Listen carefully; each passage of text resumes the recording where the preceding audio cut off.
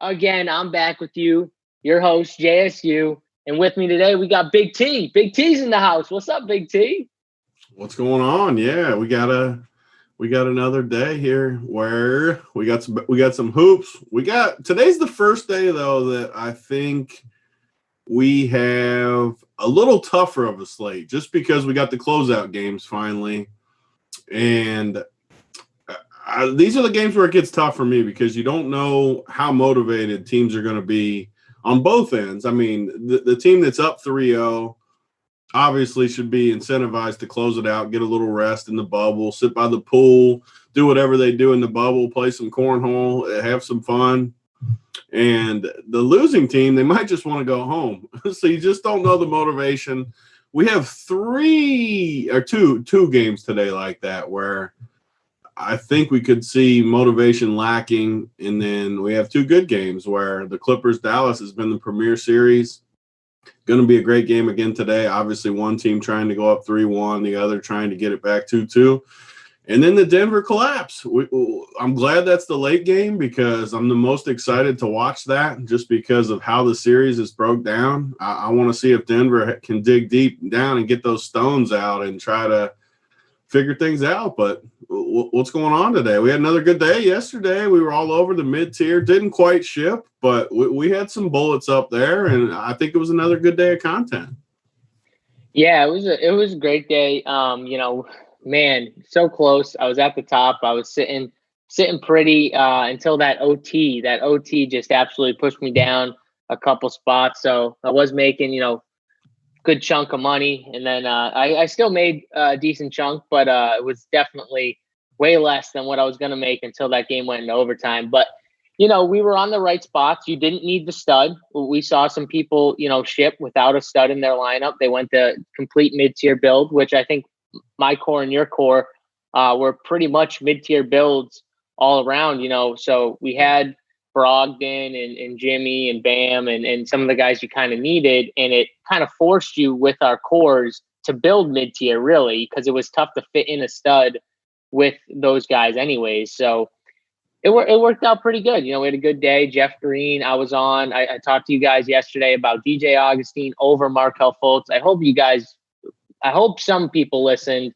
and played DJ Augustine at least over Markelle Fultz in some of your tournament lineups. Because again, like I tried to explain to you yesterday, just you take the better player, like all the time, like 100 out of 100. Like you're taking the better player. It's the same scenario with I'm going to bring it up, but like Bam over Miles Turner.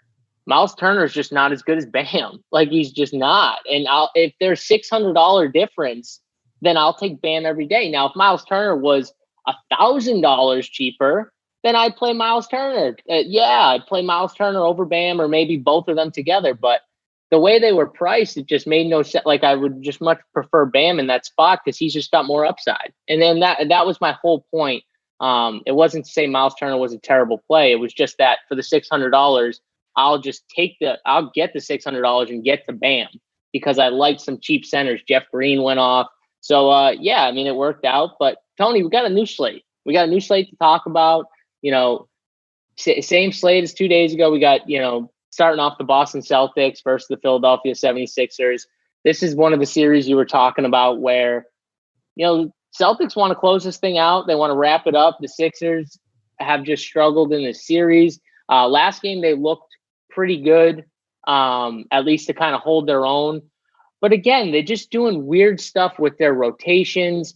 So first game, Al Horford plays big minutes. Second game, Al Horford doesn't start. I think they start Thibault, and Al Horford plays the backup role, 23 minutes. And then this past game, they play Al Horford 38 minutes. 38 minutes. So this just tells me that Brent Brown is just completely experimenting. He has no idea what to do with this Boston Celtics team. He's trying different things. I know you're going to probably talk about Philadelphia just laying down and throwing in the towel. We got to also talk about Joel Embiid and how dominant he was in the first half, and then how the Celtics kind of tried to force him to, get rid of the ball and make others beat them. And some guys had good games. Like that's why Tobias Harris, in my opinion, had a decent game. Josh Richardson, Shake Milton even had a decent game. It's because kind of they forced the ball out of Joel Embiid's hands. They did a really good job defensively on Embiid in the second half specifically, because Embiid was crushing in the first half. Like in the first half, after I saw what he had, I'm like, damn, if people don't have Joel Embiid, I mean, he's about to break the slate. And then all of a sudden he comes out in the second half and he doesn't do that much, and you didn't need him at the end. And I was really shocked because the Sixers still stayed in the game. So Tony, what are we doing here? Are you just kind of fading it, saying Boston, they're just going to close it out? This game, Philadelphia is going to lay down and give up, or do you like anything? Yeah, I mean, this game's going to be the toughest of the day for me, just because I do think it could go two ways. I think personally, the Philly's just going to lay down. I mean, we talked about it on the bet show before Game 3, where we said kind of if Philly can win this game, maybe they try to dig deep and make this a series. But if they lose Game 3, I think they just quit. And you can see it by the spread too. Like, so for all the other games, we had like a 4 or 5 point spread. It might have even started even lower for Game 1. I can't remember the Game 1 spread, but basically it's been moving up each game, like 3, 4, 5, 3, 4 range, 5 range, and now it's 8.5. So obviously the sports books think it could be a little bit of a blowout here as well. I'm just treating it like that. I mean, if you think Philly digs deep, you can definitely get in here for some plays. But when I can play all these stars later, I just can't play Embiid over these other guys when I'm not sure his motivation. He may be ready to go home. They know they're not beating this team 4 straight times. There's no way. So just depends on how motivated. Again, like I say on every show I do, it's all game theory. If you think Philly plays good, then play Philly guys. Like, if you think they make this a game, you should bet Philly too, because they're getting 8.5. Let's see what the current line is right now. I mean, it was 8.5 when I went to bed last night. It's down to 7.5, so it did go down a little bit. But either way, like, I don't see Philly rising up, and Boston's just so good. Them and Miami right now are the 2 best teams in the East, in my opinion. And I think they're gonna win the next round too. They just look good. They're well-rounded. They can switch. They can score. They can do everything you need to make a run. And honestly, they might be playing better than the teams in the West too. You could be seeing a Boston or Miami title this year, in my opinion. Yeah, and one thing I'm going to say about the last game, because, they did keep it close last game, and it was, a good battle. But Jason Tatum played the first quarter, got 3 fouls, played 0 minutes in the second quarter, and then was in, kind of just tentative the rest of the game. He played awful. He was 2 for 9 from 3, 6 for 19 from the field. This is their best player. They're out Gordon Hayward. Their best player has probably the worst game that he could have had in that situation, right? Played less minutes than he probably would have if he wasn't in foul trouble, because he would have played that second quarter. And Boston still handled this team in the end. Like, think about that, right? They're down, like literally, their best player has the worst game he could have. They're down one of their top 3 guys in Hayward, and Philadelphia still couldn't beat the Celtics. Like, that should tell you everything you need to know. I think that that's a big sign that this game could get out of hand.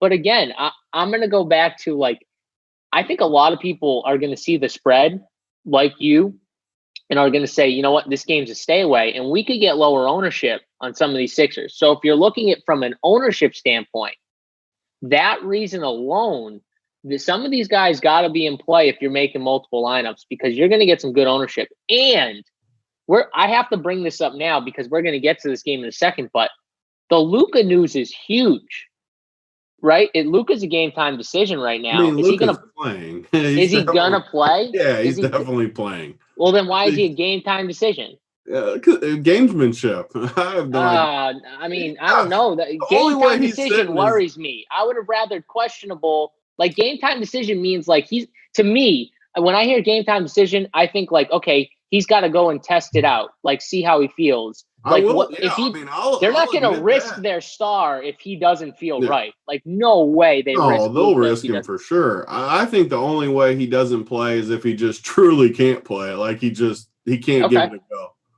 Like right. that, if he's a little banged up, he's gonna go. Like they're not gonna. It's playoffs. They're not gonna. He's got all off season. He's young. It's not gonna be anything like career hurting. He's just gonna be banged up for the off season. Well, no, I mean, I'm not saying it's career hurting, but I'm sure. Like, listen, the Golden State Warriors rolled out Kevin Durant not healthy, and what happened to him? I mean, that's not even I'm just saying. remotely. It's not even No, remotely but the same thing. I'm just saying though. It happens where like you have a little knick-knack injury and That it's wasn't a not little fully healthy. knick-knack injury, though. That The was ki- he Tony was, he had a calf. He pretty much had a calf injury, and then he tore his Achilles. no. I mean, he was out Right? forever. It wasn't. But they Luka brought him just back too played, soon. They brought him back too soon, is my opinion. and that was Like the finals too. Like that was and his legs are the size of a toothpick. Like, his legs are the size of a toothpick. They are really. I mean, They if are the Luka size of a sits, toothpick. then yeah. I mean, the whole. I'm just saying. I'm just saying. Like, if Luka sits, then all the value opens up from the Dallas side. So, which could keep this game on their own. But you're saying Luka plays. I'm I don't not see saying any he's way he 100. doesn't play Okay, unless he's well, I just mean, literally just done. Like he's just, which could be. I mean, he did look pretty hurt.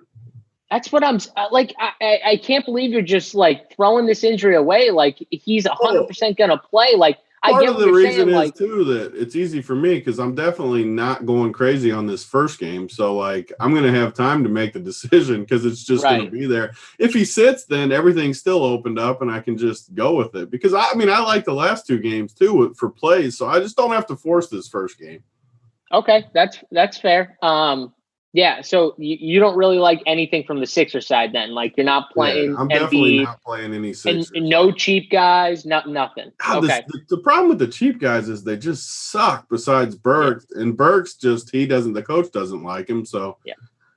I mean, I'm looking up and down the list, and like I just can't make a case for any of them. Like The coach doesn't like him after like I don't know what was it a week ago when he called him like the Lou Will of their team or something. Like literally, like if you have the Lou Will of your team, like how is that guy not playing? Like I don't I know. don't It's get just it either. Like, so how many? Let's pull this up. How many minutes has he played since? he got 21 or 22 minutes last game, but the game before he got 17. It was weird. Like he didn't get in the game in the first quarter, the game before the last one. Yeah. But this game, he did get in the first quarter, which obviously gave him the extra few minutes that he didn't get. So I don't know what happened. Like something, in my opinion, had to have happened where he didn't. Brent Brown just totally tried to mix his rotation up in game two. That's my opinion. Al Horford saw 23 minutes. That's the least amount of minutes he's seen, the lowest amount he's seen in all three games. So he was definitely just experimenting. But Thibault he can't play offense. So that's the tough thing with him is like you can't throw him out there. Yeah. Philadelphia already struggles on offense. So he He's can't so be bad out there. on offense too. Like Yeah. it's too easy for a team like Boston because they're so good on defense. Like if they can cheat off a guy, oh man, it's too easy. The way he would have to be playing defense is like the way Dort played defense on Harden yesterday, where like literally OKC tried to take him out and then Harden got like an easy layup and then they were like, nope, going back in with like the last few minutes and they took like Gallo out. That just shows you how important he was to stop Harden. Like Thibault is not there. Like he didn't do anything defensively where like, okay, we're going to take out friggin', Jay Rich or, Tobias or Horford or, you know what I mean? Anyone like that where you're like, okay, he's needed. Yeah. So I think from a game theory standpoint, it goes both ways, right? You could fade it. But again, I think these Sixers are going to be lower owned. So if you play it, you play it. Like you get in there and you play two or three. Yeah, you don't just play Embiid. You play like Embiid, Jay Rich, Yeah. I think whoever, you play three Philly guys, honestly, if you do think. Well, who's your three? If you had to pick three. I had to pick three. I mean, if it stays close, it's 1,000,000% going to be Embiid, Tobias, and either Jay Rich or Burks. Like, that's the only way it stays close. Could you play Jay I'd Rich for sure and play Burks? Tobias, too, because they're not staying close without Tobias. Could you play Jay Rich and Burks together? Would you? You guys if you were always make stacking fun it? of me for playing too many people in the same team. You could, though. No, but I'm saying, like, could you play those two Yeah, and I mean, I think the Tobias best or lineup would Embiid? be that team. Like, Yeah. play Embiid, Tobias, Richardson, Burks, and probably, I mean, Horford or Milton, depending if you go small or big. But, like, yeah, I think that's their best team. That's who they should be playing. Yeah. Well, I'll say Shake Milton. That guy was hot from the three. I think the Celtics are fine with giving him those looks, like pretty much saying, okay, if Shake Milton beats us, then we'll just kind of say, all right, good job. You'll take one game from us, but they're not going to take 4 games. And that's the point. So from the Boston side, you're probably not going to play more than 1 or 2 of these guys in the lineup just because you probably think it's a blowout, right? Yeah, I think it's a blowout. And, I mean, the prices aren't incredible anywhere besides maybe, I mean, Kemba is pretty good price. He was a little cheaper, I think, if I remember the prices correctly. But I mean, Tatum, I really don't want to play. Like I said, I like the stars in these later games, depending on who plays. There's lots of options we can go to. So he's still under 7K, Kemba, though. Like, he's yeah, still, that's what I'm saying. He's like the only one that's teetering, like where I think he's pretty good price still. But they're like Jaylen Brown's fair, Marcus Smart's fair, Tatum's fair. Like they could still crush. I'm not saying they couldn't crush because they're not overpriced either. They're just not like a great value. I still like Tatum my boy might be the Cantor. only one. If you saw like his price, you might be like, okay, like you could play Tatum, but he might be the only one where you're like, maybe he's a little overpriced, but I mean, he's still viable. But I agree with you. It's probably the cheaper. It's probably Kemba, Smart, Brown if I was playing 3, and then Tatum. I still like on like FanDuel, my boy Cantor if it turns into some sort of sloppy blowout game. Like, just say this is definitely a possibility. Just say they come out and they just pound them. They win by 30. Cantor could break the slate right away. Just say there's a world where they win by 30 and all the good guys bust and Cantor goes for like 35. As no one plays the fourth, they just there's definitely that world.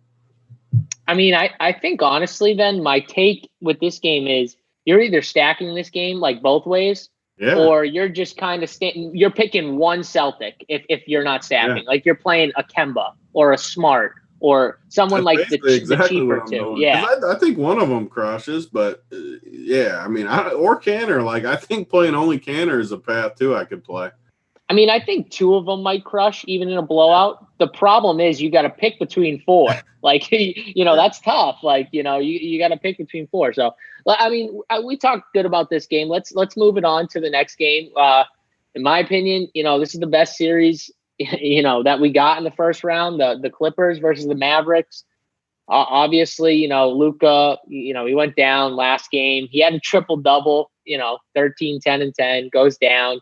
Played only 29 minutes because of it, had the ankle injury.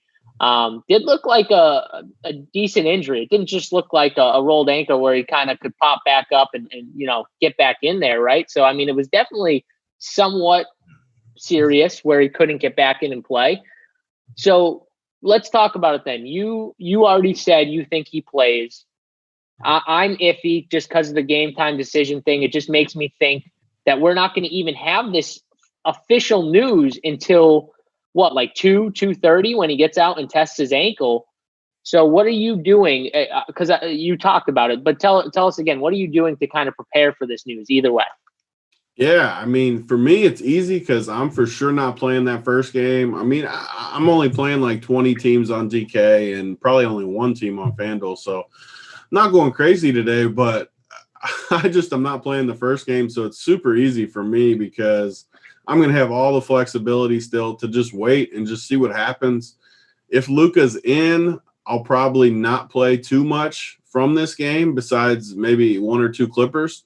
Definitely no Dallas, though, if he's in. Because if he plays, he's still going to be banged up. And they have the defenders. They're going to want to close this down to 3-1. Not close it down, but make it 3-1, where I don't like Luka either way. But like you said, if he somehow sits, that's where it gets interesting because you got all kinds of guys you can play, and they become very, very good value plays, especially I think guys like Seth Curry and Trey Burke.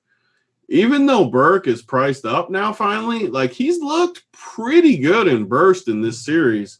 And I'm honestly surprised they haven't played him more. Like in that first, so let's look. In the first game, he played 20 minutes, then 18, then 16. And you look, though, he was 7 for 11 the one game. Last game, he was 4 for 8 and 2 for 5 from 3. I don't understand why he hasn't got more run, because to me, he's looked really good when he's been in there. Curry's looked good also. Their prices are up, though, so you're definitely not going to play him if Luka's in. But, man, and Tim Hardaway Jr., too, if Luka's out. So, basically, this game's just obviously, I mean, we're not breaking any ground on with it. It's good, what's going to happen. But if he sits, then all these guys are definitely in play. Yeah, I think one of the reasons why Trey Burke doesn't see more run is because the problem is the Clippers, like, they got PG, they got Kawhi, then they're going to play Shamet. Pat Beverly isn't back yet. Reggie Jackson's getting a little run, but like their main starting lineup is kind of tough because they kind of roll pretty big, honestly. And Trey Burke just doesn't really fit. And then Seth Curry's playing so well, and I think their minutes are tied together when Luka is available and on the court.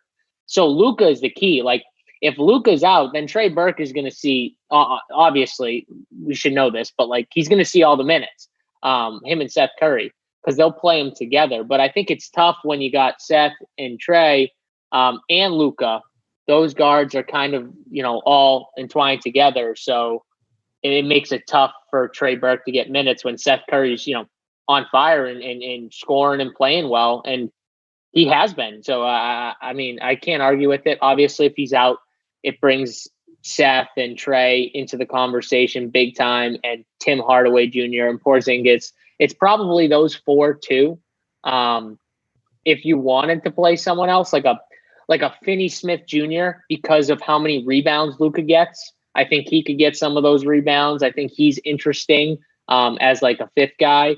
Only if Luka is out, though. Like, not if Luka plays. Only if Luka's out. Because, again, Luka just gets so many rebounds for a guard, but he's a bigger guard, obviously. Those rebounds are going to go somewhere. Like, they're going to go to probably Finney Smith or Kleba or more Porzingis, but probably one of those two, Finney Smith or Kleba. So it's not going to be Seth Curry or Trey Burke pulling down 10 rebounds. I can tell you that. So just from that perspective. Then from the Clipper side, Tony, what are we doing with the Clippers? I mean, Shamet, he's still cheap. He played 27 minutes. He went 7. He took 13 shots last game. I mean, what are we thinking here? He's 3,400. Do you like him? Do you not like him as a value? What do you think? So those are the guys I've been doing good in the playoffs and really in a good groove because I stopped playing guys like Shamet, no matter how cheap he is. Just because, man, he has to make every shot to get you in the 20s, and he just doesn't do anything. Like, sure, if he hits every shot, he's going to get there for you at 3,400. Maybe he gets you 25 or something, but I'm just trying not to do it. I mean, it's worked good for me so far, so I'm going to keep doing it. There's just no scenario that I play a guy like that, unless it's just a slate where I have to play 3 stars or something to maybe I do that. But I've been staying clear of that. There's so many good mid-level plays that can't see myself doing that. The topic for me with the Clippers, though, is what's wrong with our boy Paul George? He has been really terrible on offense the first 3 games, and it's one of the reasons the series has been so close to me. I mean, he was like 1 for 9 for 3, like 3 for 17 from the floor. That's completely off the top of my head, but you were close. 1 for 8 and 3 for 16. You were close. Yeah, like I could have been totally wrong, but that was I knew he was terrible was the main point. He's been bad the whole series. He hasn't got to 40 fantasy points yet, I don't think. He's still too cheap, so he looks like the best play on the board. But when you watch, like we always talk about, I think our edge is watching the games and getting a good feel for it. Kawhi has just been the calmer, the better, the just everything about him, which you should expect. I mean, dude has won multiple titles. He's been MVPs. He's just awesome. But he has been a lot better than Paul George for only 1,800 more. I think Paul George on paper looks like the better play, but I like Kawhi more just because of how good he's looked.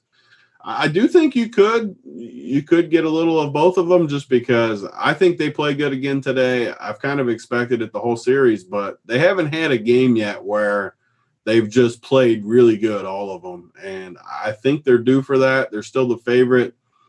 And I don't know, but so the guy I'm struggling with the most is Trez.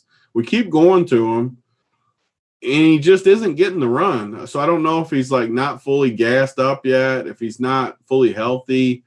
He had the incident last time where he's crossing the line a little bit with things he's saying, and I don't know. I don't know if I'm going to go back to him. So if I don't go back to him, people should play him because I've been playing him and he hasn't done it.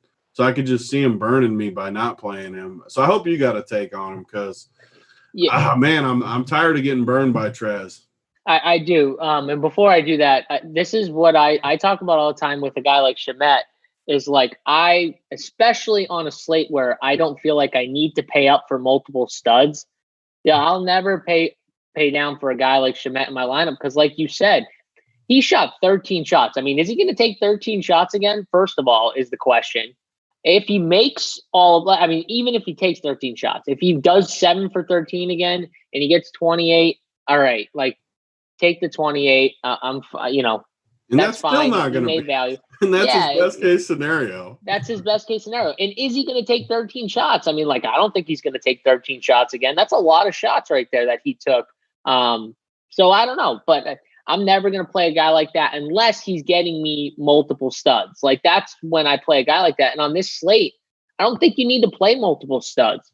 Like, I don't think it's a slate where you need to play Embiid and Luka or Kawhi and Luka or Kawhi and Embiid. Like, you just don't need to do it. I think one guy is plenty if you want to pay up, but the mid-tier is great. From Trez, first of all, what sticks off the page to me is definitely something he said to Luka. Definitely Doc got irritated with him because in my eyes, Zubac is the telling sign. He saw 30 minutes last game. Yeah, he played okay, but he saw 18 and 22 minutes the game before. I think a few of those minutes are tied to what Trez would have gotten if maybe, I don't know. I think Doc might have just like sat him for a little bit because of what he was saying to Luka. Maybe he's crossing the line a little bit. Maybe Doc didn't like it. That's kind of my take. So does Harrell get more minutes if he doesn't do that? I mean, he saw 22 minutes the last game. I just don't understand. And it was playing pretty good. Like, he wasn't playing terrible either. So I don't understand why he wouldn't get 22 minutes today. Like, as long as Doc's still not mattering, which I don't think he would be. Like, it's a new day. It's a new game. Like, Doc's probably got his principles and he just, maybe didn't like what he said and sat him. I think he did the same thing. I'm pretty sure if I remember correctly, he did the same thing with Lou Will. Not in the playoffs. This was a bubble game in the regular season where Lou Will got mad. And I don't know if he got a technical, but he was like yelling at the ref. He wasn't running back on defense because he thought he got fouled. And he pulled Lou Will right out. And Lou Will got in the game like 3 minutes ago. And he pulled him right out. And I know for a fact he pulled him out and he probably said something to him and then just sat him down. So it's not the first time Doc has done this before. Like, he doesn't want guys, complaining and saying crazy stuff to people and yelling at the ref. Like, he doesn't like that. He doesn't take that stuff. And so I could totally see him sitting him. I think today Montrez sees 22 minutes again, maybe 25, as long as he doesn't do anything dumb, say anything stupid. And at 4K, I think you can take a shot on him. You don't have to, though. I mean, like, listen, if you're playing one lineup, he's super risky. Like, he is, because we don't know. But I mean, I'm going to go back to him. If you want to take the risk and go back to him at 4K, it's just tough not to play him in at least one lineup. I'm already pot committed. I played him already the last 2 slates. So I'm just going to kind of play him one more time and hope he does me good. Yeah, I mean, he's definitely the type of guy that if it turns into a little sloppier of a game and they're up 15-20, I could see him getting a little extra run too, just because they want to get him back in sync before this next round, assuming they are able to close this round out. But yeah, they want to get him going for sure. So yeah, I mean, I like it. Definitely don't play Zubac and him. I mean, you're not really going to have the opportunity to play them together, but obviously they don't correlate at all. If you're playing Trez, don't play Zubac. I'll tell you right now, there is 100% a why. Like someone in the chat saying, I don't think there's a why to why he didn't play much. Just looking at the minutes that these guys got, Zubac got 30 minutes. He hasn't seen 30 minutes. And when was the last time Zubac saw 30 minutes? Please. Probably not this year without looking. No, and not once in the bubble, I don't think. I don't think he saw 30 minutes, not once in the bubble. The most was like 26. And that was without Harold. So there's definitely a why to this. The answer, do we know the exact reason? No. Can we speculate? Yeah. And that's what I think. But, I could be wrong. It could be something else. Maybe Doc pulled him because he didn't like something he did, like actually on the basketball court, whatever it was. But there's no way Zubac sees 30 minutes today, and there's no way Harold sees 18. That's all I'm going to say. I think they both see around 22 to 25. Who gets 25 and who gets 22, I have no idea. So anything else from the Clipper side? You talked about Kawhi. You like Kawhi. I'm probably not playing PG. I mean, you like Paul George for a game where he goes crazy a little bit. God, I said this last game and just it burned me, but you're right. Like he is still Paul George. Like the only worry is like guys find a rhythm and he's just not in a rhythm. Like basketball. What about Lou Will? We haven't talked about Lou Will. He's looked pretty good to me most of the time. I mean, he's Lou Will. Lou Will he's just a scorer. Like, yeah, he's got a decent chance 1 out of every 3 or 4 games of getting in there and breaking the slate like Schroeder yesterday. So yeah, I mean, absolutely. I could play Lou every slate from the time now until the end of time. You want to talk about a guy with upside? I mean, at his price, like Lou Will definitely has upside at the under 6K. And when he's under 6K, he's got a big upside at those he's price another guy too. Like if they open this up 15, 20 points and he's hot, like he could ride it for a minute and just close them down. Yeah, I don't mind it. All right, let's move it on to the Toronto Raptors versus the Brooklyn Nets. Another series, Tony. We got, is the Brooklyn Nets going to just fold? Like, are they just going to fold and give up? Like, we talked about it with the Sixers. What do you think with the Nets? So this game's way easier to read because I don't think Brooklyn's going to give up, but I also don't think they have a choice. They're just going to get closed down because Toronto is the perfect team to just close you out. They're just solid. They're going to play hard. They're not going to lose to a team with these types of guys. So even if Brooklyn wants to give, I think Brooklyn will play hard, and I think Toronto will play hard, which makes me like this game way more than the Boston game, just because even if it blows out, we know these guys are going to play hard. And I think they're good plays, especially, I mean, last game we played Chiozza, he was maybe slightly cheaper, but he's 3,700 still. He's got to get run. Like he has to get run with this lineup the way it's set up. Tyler Johnson's up to 46, so I don't like him as much. But Chiozza's 37. TLC had a terrible game last game, but he's definitely still in play because he's going to just get so much run. I think all 5 of those dudes are in play. LeVert, Jared Allen, Temple, TLC, and Chiozza. Tyler Anderson, maybe, but he's probably a little too expensive this time. 46, I mean, that's a little too thin when you can just play Chiozza at 37. And the Toronto guys, I mean, I think you can keep – they would have crushed last game if it didn't blow out. It'll probably blow out again. So, but it's the 4th game. It's the closeout game, which means if they're up like 15 or 20, they know they're going to have, a week off before the next game. They might just leave them in a little longer just to make sure that they leave on a good note. So I think this game is definitely my favorite game as far as just playing a bunch of guys in it. Yeah, I mean, you risk it just being a total blowout, which I think is definitely in the possibility. But, I mean, if you play 3 Brooklyn and 2 Toronto, I think there's no possible way 2 Toronto don't crush.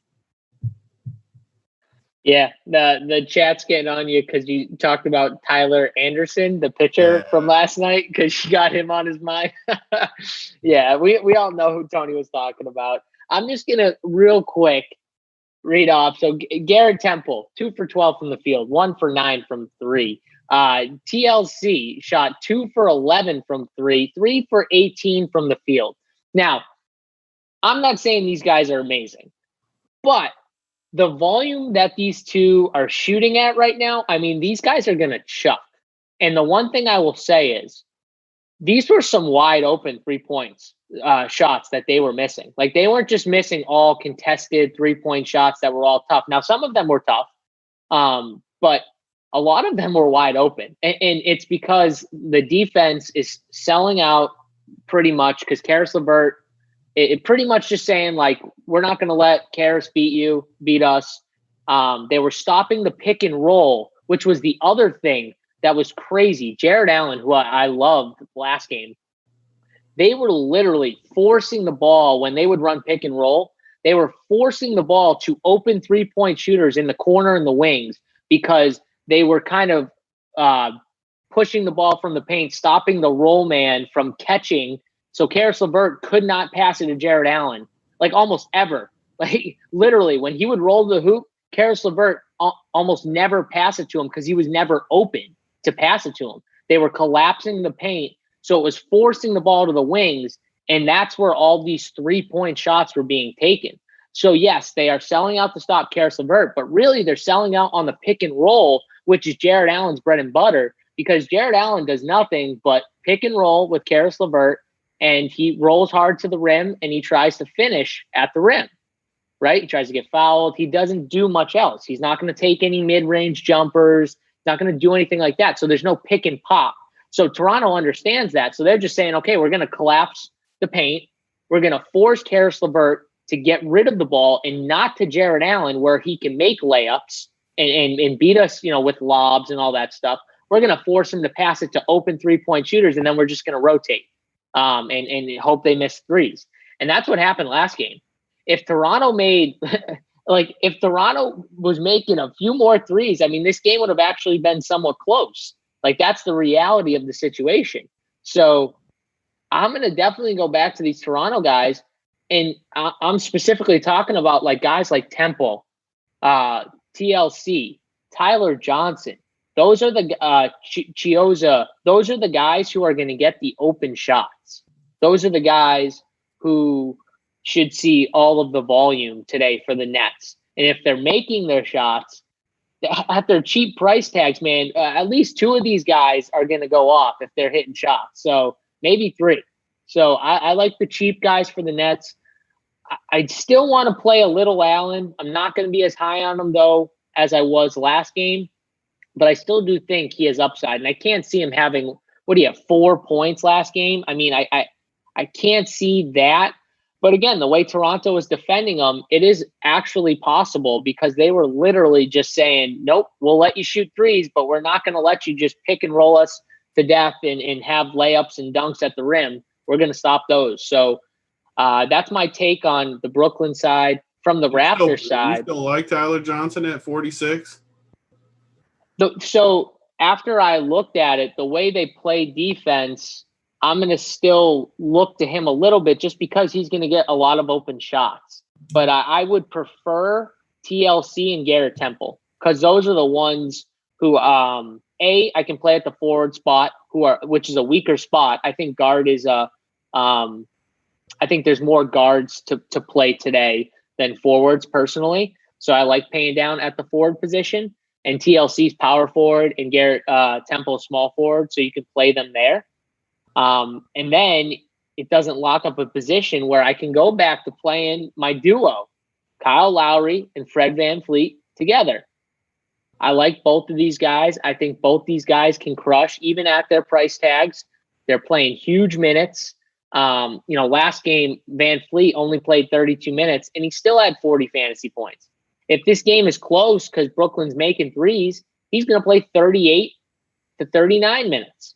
So I like both these guys. I think Siakam's in play too, but I think if I had to rank them, I would rank the 2 guards, then Siakam, just like that. So it'd be VanVleet, Lowry, and then Siakam.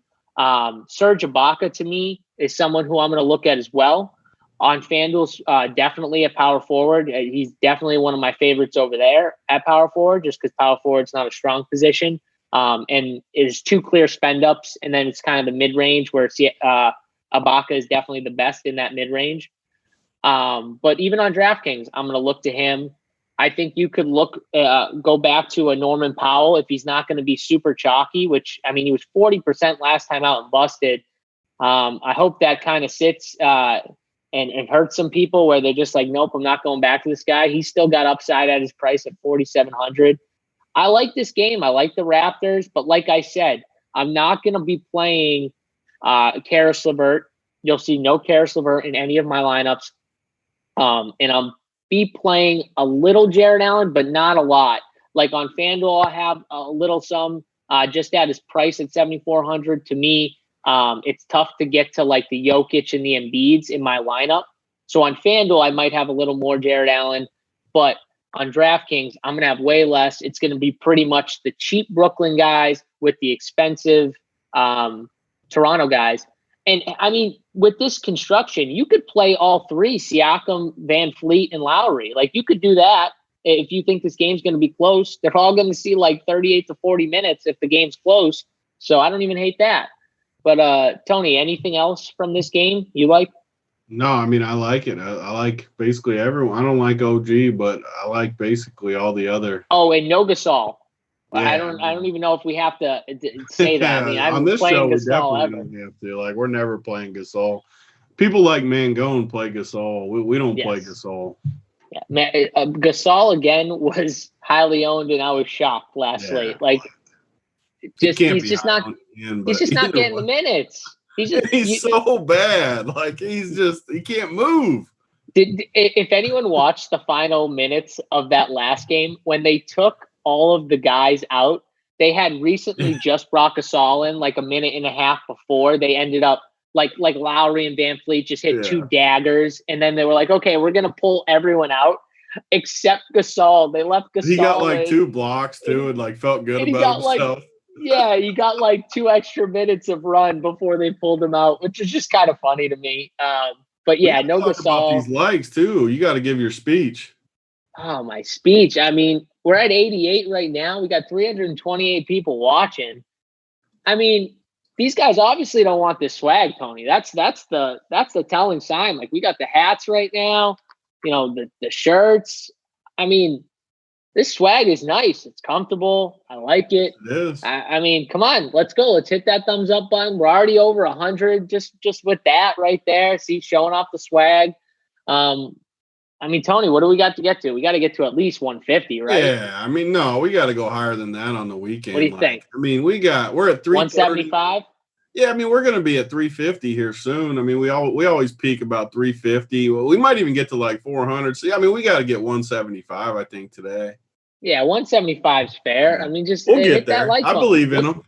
This show is free. Like, this show is free. We're giving free winners if you want to take our advice. If not, though, you can always just play the guys we tell you not to play. You can always play Marc Gasol.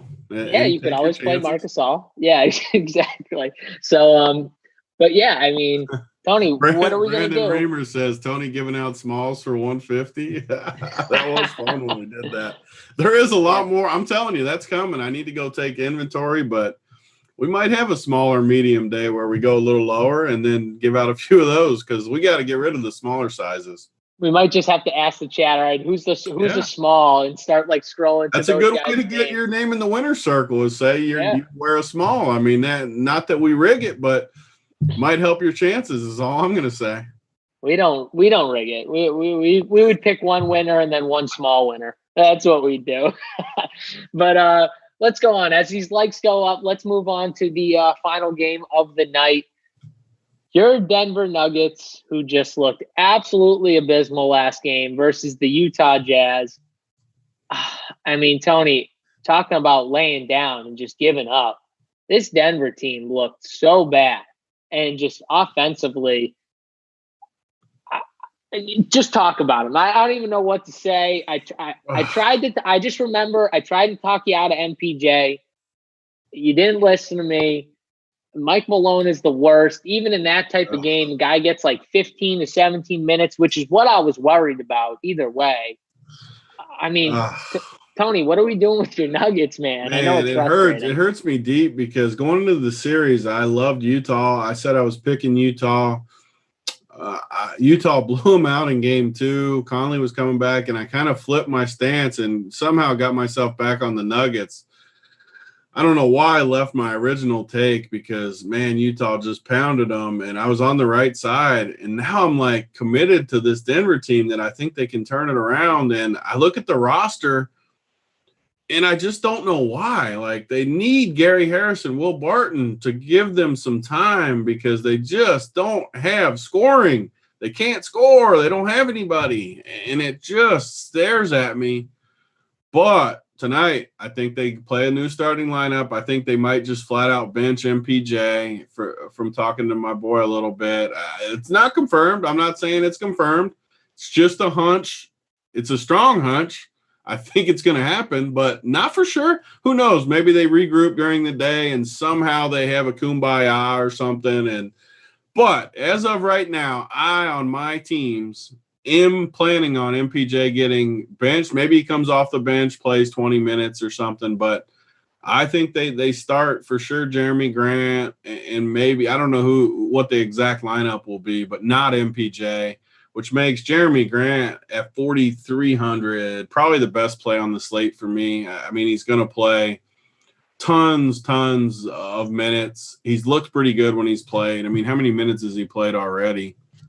I think he got like something like 25 minutes last game, if I remember correctly. It was something around 25. There. I like that. So he played 40 in game 1 when they won. Well, that's because Millsap didn't play down the stretch. They just left Grant in. Which is smart, too, which is what I'm going to lead into. But so he's played 40, 27, 25. Millsap is just – he looks like Marc Gasol. Like, they just can't move at all. So the problem with the Nuggets right now, they just don't have the depth. I mean, so you look at this lineup. So obviously Murray and Jokic are going to play. Jeremy Grant's going to play 30-plus. Torrey Craig's going to play 30-plus. So that's 4. So the question comes, where can you find the 5th man from if you're not playing MPJ? They love Monte Morris, but he's just not doing it. PJ's not ready. They don't have a 5th guy without MPJ, and they don't trust MPJ. So the Jazz have 5 dudes. The Nuggets have 4. He's not going to trust MPJ. So the question we got to ask ourselves as game theory people, and I love that this is the last game, because people aren't going to have the spots to kind of play around with it once we figure it out. But, man, you just look at it, and I don't know. Even I could see him doing something crazy and playing like Troy Daniels or something just to try to get offense. They have to find offense. Play Troy Daniels with Jokic and just try to get some shooting. They got to do something. And you just look at – I mean, play Bol. I know everyone makes fun of me. It's probably not going to be him, but I'm just saying – play someone, or I don't think Gary Harris hasn't been ruled out yet, has he? Let me see. I don't think he has been officially ruled out. Because he's close. Like it says he's doubtful, so he's probably not going to play. So he's probably not going to play. Point being, I don't know for sure who the 5th guy is going to be, but I'm pretty sure it's not going to be MPJ. And whoever that 5th guy is that you think, I think could, like if it's Troy Daniels, say we get the lineup at 8:30 and it is Troy Daniels. I mean, he's 3K on Draftkings. He's going to get open shots playing with Jokic and Murray. I think that's the type of guy that could open everything up for you. And I mean, even so, this is what I would do. The question is, though, do we need Troy Daniels is the real question, because Jeremy Grant alone gives us some pretty good salary. So the question becomes, probably don't. Do we need Troy Daniels? Now, does he have upside at 3K?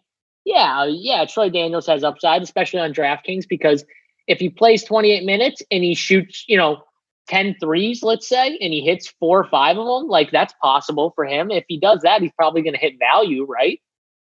Yeah, I mean, I like a lot of the guys, like you said, like Van Vliet and Lowry and Kawhi and Paul George and a lot of those guys, to where I like these Nuggets as like the cheaper guys to go, and Jokic. I can't wait to come back with Jokic. I could be wrong, but Tony, the question is, from a game theory standpoint, you already said no one's going to play this game. Yeah. And I kind of agree with you. I think this game is like stay away. And at the beginning of the morning when I was making notes and, doing the playbook and everything, I was like, I had that opinion too. I like maybe just kind of stay away. I don't like the Utah side. Like, I'm going to say this right now. I, again, will fade the Utah side. There's just too many guys. Yeah. You want to play Mike Conley and you think he goes nuts scoring again, that's fine. He made every shot. He made every shot. Right. So I'm just staying away from the Utah side. Yeah. But the Denver side is so interesting. From a game theory standpoint, I think I might have to change my stance a little bit. I think I might have to just play some Jokic and Murray and Grant and probably just those three. I'm probably not going to get any cuter. Are going to play. Denver has to win this game. There's no these dudes are playing 40 minutes or close to it. Like, they have to. They don't have. I just named these guys trying to find a fifth. They don't have a fifth. So these dudes Jamal Murray could play 43 minutes tonight, and he's cheap. Like, these dudes Jeremy Grant is a total lock on this slate. Like, just this is changing my total idea for what I'm going to do with my lineups too, by the way, because I just had a complete different idea at the morning, and now my strategy is just definitely changed. That's why these shows are so good, though. We talk through it a little bit. We get a plan. Like, that's how winners win. Yeah, and it just comes down to the fact that Tony's 100% right. No one is going to play this game, and I think you can play. I think this is normally when I tell someone you can play three guys from one side, and normally I'll say you should bring it back with one guy from the Utah side. In this scenario, I don't think that you need to do that. Now, if you wanted to bring back with one Utah guy, Tony, let's just say, okay, like you really wanted to, who would be the one guy from the Utah side? I honestly just don't think there is one. I mean, if you had to, just. I mean, if I had to, I mean, I would never play Ingles with Conley in. I would never play Donovan Mitchell at 9,500. Like, there isn't a chance in this planet. His price went up, I think, right? His price went up. He might be the worst play of the entire day at 9,500. Like, there isn't a chance. And Conley at 63, there's no, like, that's what I'm saying. Like, I could say if there was one, I would play, Royce O'Neal, but I'm not playing Royce O'Neal over Jeremy Grant or that price range. So, or even like Trez Harrell. I could say I'm going to play one, but I'm just not. So I'm just going to be honest and say there's no way I'm playing any of these dudes. I guess if I had to play one, I guess it would be Conley just because he was hot. And I was for sure thinking you would say Royce because you could play Royce and Grant together. Yeah, I mean, maybe it's Royce. I like Royce the best, put it that way. I think for me at 4K, it would probably be Royce if I had to play someone. But again, I think this is the one spot where I don't think I need to play anyone. Now, if Royce is in my lineup, it's a last-minute decision, but I don't think I'm going to have any Utah Jazz as of now. And I think I'm going to play all three of Jokic, Murray, and Grant in my lineup and just play it that way. Like, yeah, I like it. What's Jokic's ownership going to be? Let's think about this for a sec. I mean, he had these guys busted big time. What are these guys' ownerships going to be combined? Like 20%? We've seen it in the past. Jokic has got the best of Gobert plenty of times that people are forgetting so quick. This is one of those games where you got to look yourself in the mirror and they got to come to play. They can't get embarrassed again. And so I know you said not these. I just keep circling back to these cheap dudes. One of them is going to crush. Assuming MPJ is not going to play as much, like either Morris or PJ Dozier has to crush. They're going to have to play. I like one of the cheap guys. I think I'm going to play 4 Nuggets. All right, so let's real quick because we got to get out of here in a sec for the MLB show. But guys, hit that like button. We got 380 people watching. We got 153 likes. That's not going to get it done. We need 175 to give out some swag. Hit that like button. So one thing I wanted to touch on real quick. Someone's asking me playing all 3 Nuggets. Is this on DK? I think is the question. I mean, it's on this is on DK. Too. It's on FanDuel. Like I'm talking about both sites. Like. Yeah. I talked about center position on FanDuel. Just it's kind of tough. Jared Allen, Jokic, it's tough to get to Embiid. I think I'm going to try now to get to Jokic, and I think I'm going to try to, get Murray in as opposed to one of Lowry or Walker.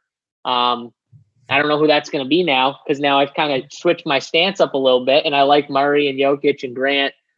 So, yeah, I'm going to play all three of these guys and hope that it crushes. And one other thing, Tony, before we get out of here, there was a question on specifically FanDuel that I wanted to touch on real quick. Someone asked in the Discord if we could talk about it. It was pretty much, how many 5K guys or under are you looking at getting on FanDuel? And it's kind of a loaded question because it's slate by slate dependent.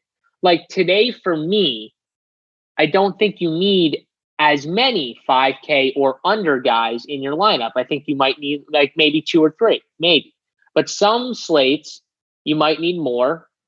Like this slate, if you told me you were playing 2 guys that were under 5K, I'd be like, okay. I don't think you need 4, right? Like I don't think you need it for FanDuel. But on slates where we got Harden, Giannis, Anthony Davis, like yesterday's slate, if you were to told me you were playing 3 or 4 under 5K guys, I'd be like, okay, that makes sense, because you probably want to have at least 2 of those studs that are way more expensive. On this slate, we don't have like super expensive guys we need, right?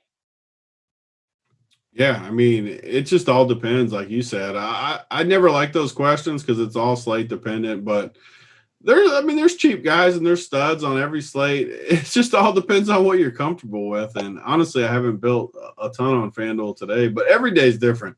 If you want the stars, get them in there. But like today, I agree. There's a bunch of good mid plays. We've been kind of living in the mid range. Today, I mean, there's a ton more good mid range plays to go with Jokic. So I don't know. Like I'm fine with any kind of roster construction. You have to be flexible. You can't just say I'm building one way no matter what.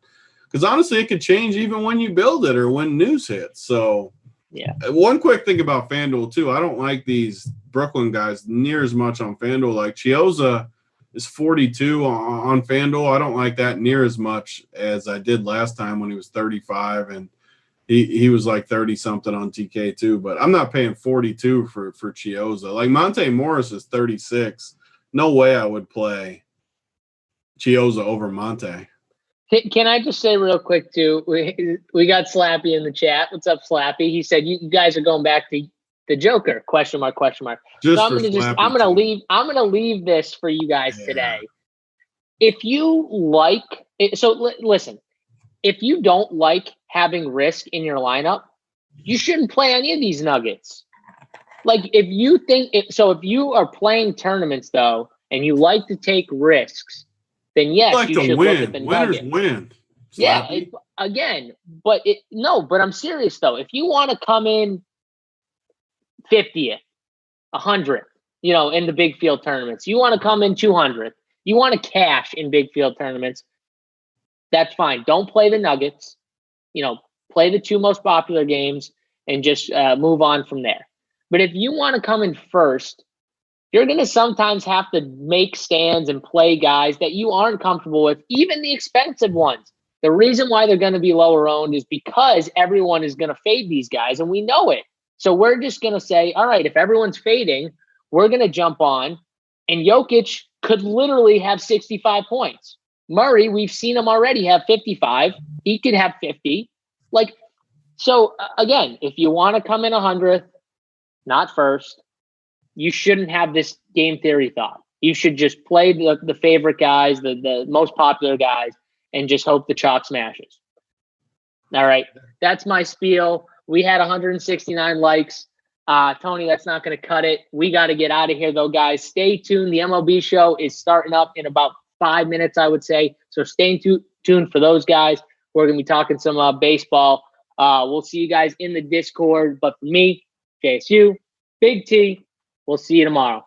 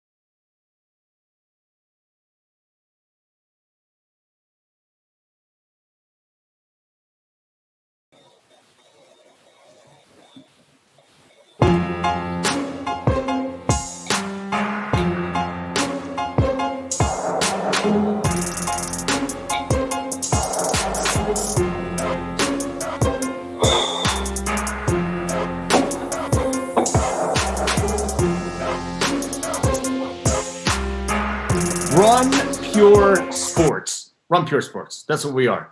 This is Swinging for the Fences.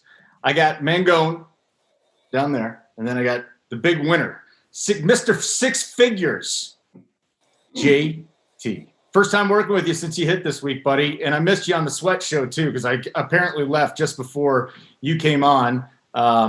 Congratulations. Way to go. Everybody wins, apparently. Everyone wins here. It's pretty good. It's pretty good. Yeah. Big T sent me a link. He said, come on, jump on this. And I thought it was just like a video call between the group and I had no idea it was completely live. So it was good. It was good. Someone, I think Big T asked, he said, well, you've got six figures before, right? And I said, no, I got as high as like 67, 68 in the night, but certainly nice. And, Big T hit, JSU hit. So now we got a nice, interesting Sunday, right? DK is pretty reasonable. FanDuel, I think, put every game that's being played this week on today's slate. So, a little bit different between the two sites. Hey, Mangone, let's get some general thoughts on the slate today because I was looking down. It's a very uncomfortable slate from a team standpoint to me. I'm sure we're going to pick out a team or two, but there's some junk pitching out there, and I feel like in cash, the options are very limited at pitcher today, especially on FanDuel. You got one pitcher. Yeah, I mean, the beauty is at least on FanDuel, and the one thing I do like about it is I only have to pick one pitcher, so that's always good.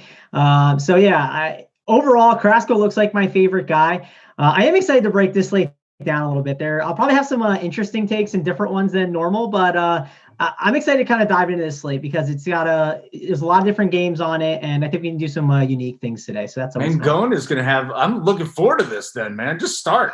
Come on, give me the top of the pitching pantheon today. Besides for you can tell me about Carlos Carrasco because you're probably going to have him. But what else? What else we got?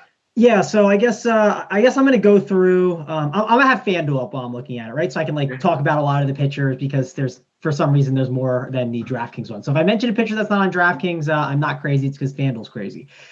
So let's talk about it at the top. I think Carrasco is one of the best options on the slate, right? He gets his Detroit Tigers team. They're absolutely terrible. They went up against that new guy, right? He was a rookie, and he, absolutely obliterated them. I expect the same from Carrasco. I think he's going to have a monster day. So Carrasco, I think he's the top arm on both sites. Now let's talk about the other guys at the top. Dylan Bundy, he's been really good. He makes some sense on FanDuel, but I just think Carrasco is the better play. I don't mind you going Bundy. I think if you want to play him in tournaments instead, that's perfectly fine. I want to talk about the other two guys at the top. It's Zach Greinke and Yu Darvish. And Greinke's going against that Padres team. They've been absolutely crushing the ball. And Greinke, and he hasn't been great this year. He's been okay. He gets the job done, but he's not this ace. A guy who has been an ace is Yu Darvish. And this is where, man, what's going to give? Is Yu Darvish going to keep pitching the way he has been? Or are the White Sox going to stop being hot? I think playing Yu Darvish in cash games is a massive mistake. The reason why, sure, I get it. He's been so good this year. I've looked at some of the numbers too. It makes sense. Yu Darvish could obviously crush them, but this White Sox team is on absolute fire. I mean, they put up all those runs last night. I know a lot of them came a little bit later in the game, but still, I mean, they took care of Kyle Hendricks, and no one expected that. Why couldn't they take care of Yu Darvish a bit? I mean, wind's blowing out too. It's really hot out there. I mean, I just don't think I'd want to be playing Yu Darvish in cash games. I think if anyone's trying to do that, I think it's a massive mistake. And it seems like he's going to get some ownership. So Carrasco over Darvish by a mile for me. Man, wind picked up a little bit too late in that game at Wrigley Field, and it pushed. I mean, we got some home runs. We had some wind-aided home runs last night. It was just so nice to see. But that, to me, is the biggest question, JT. What are we doing with Yu Darvish today? And then maybe give some of your thoughts at the top of this pitching slate. Yeah, I think on DraftKings, it's tough because I think Mangone's right. I think the clear on-paper play is you're just locking Carrasco, especially in cash. He's going to be 63, 65% owned, something like that. In tournaments, that does scare me. The matchup doesn't scare me. Carrasco's been dominant at home. Detroit, struck out, I don't know, at least they had 10 strikeouts against the starter last night and some more against the bullpen. So, Darvish has been excellent. And, with the wind and everything, the thing about it is, Darvish, the concern is left-handers, and they only have 3 in that lineup today, but they really have just over the past week just not been striking out quite as much. So, I don't know how much Darvish I'm going to have. And then from there, it drops off pretty quickly. I'm not going to be playing Dylan Cease today. I'm actually going to be playing the Cubs quite a bit. I think this is a good spot for them to finally get right, because if they don't do it today, I don't see them doing it at all. And then when you go down a little bit, there's just guys who I think there are going to be some strikeouts, but I also think there are going to be some runs. So the other guy that stands out to me is Corbin Burns from Milwaukee going against Pittsburgh. I think he has some strikeout upside. And then in the St. Louis-Cincinnati game, because you have to have two pitchers on DraftKings, I think I'll have some of both Mlb and Ponce de Leon, even though both of them have higher xFIPs and have been giving up hard contact, but they're also striking out a bunch of guys. So I think other than that on DraftKings, there's not a lot. You could go down and play a guy like Godley if you really felt like taking a risk today. I don't know if I'll get there myself.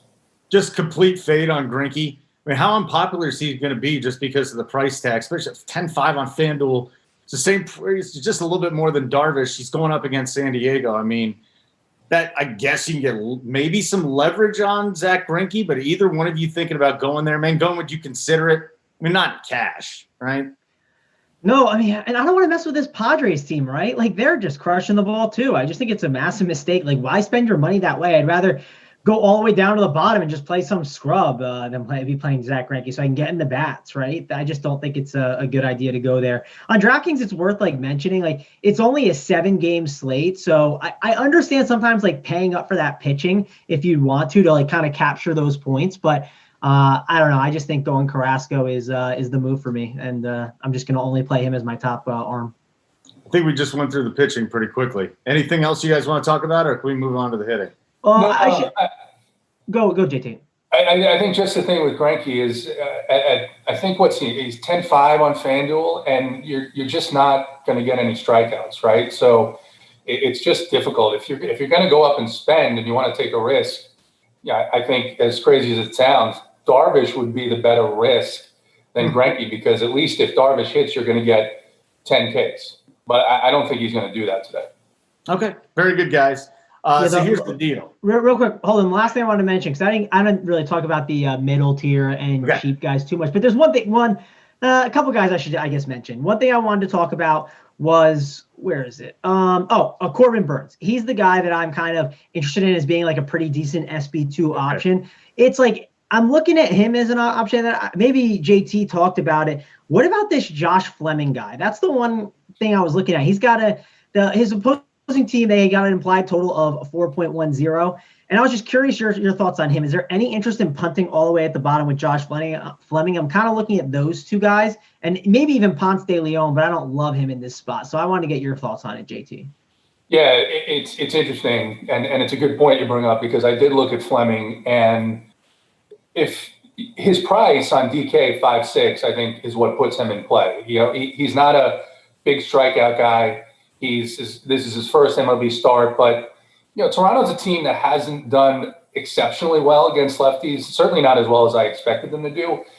Ponce de Leon, he's only pitched 7 innings, but he's got a 46% strikeout rate.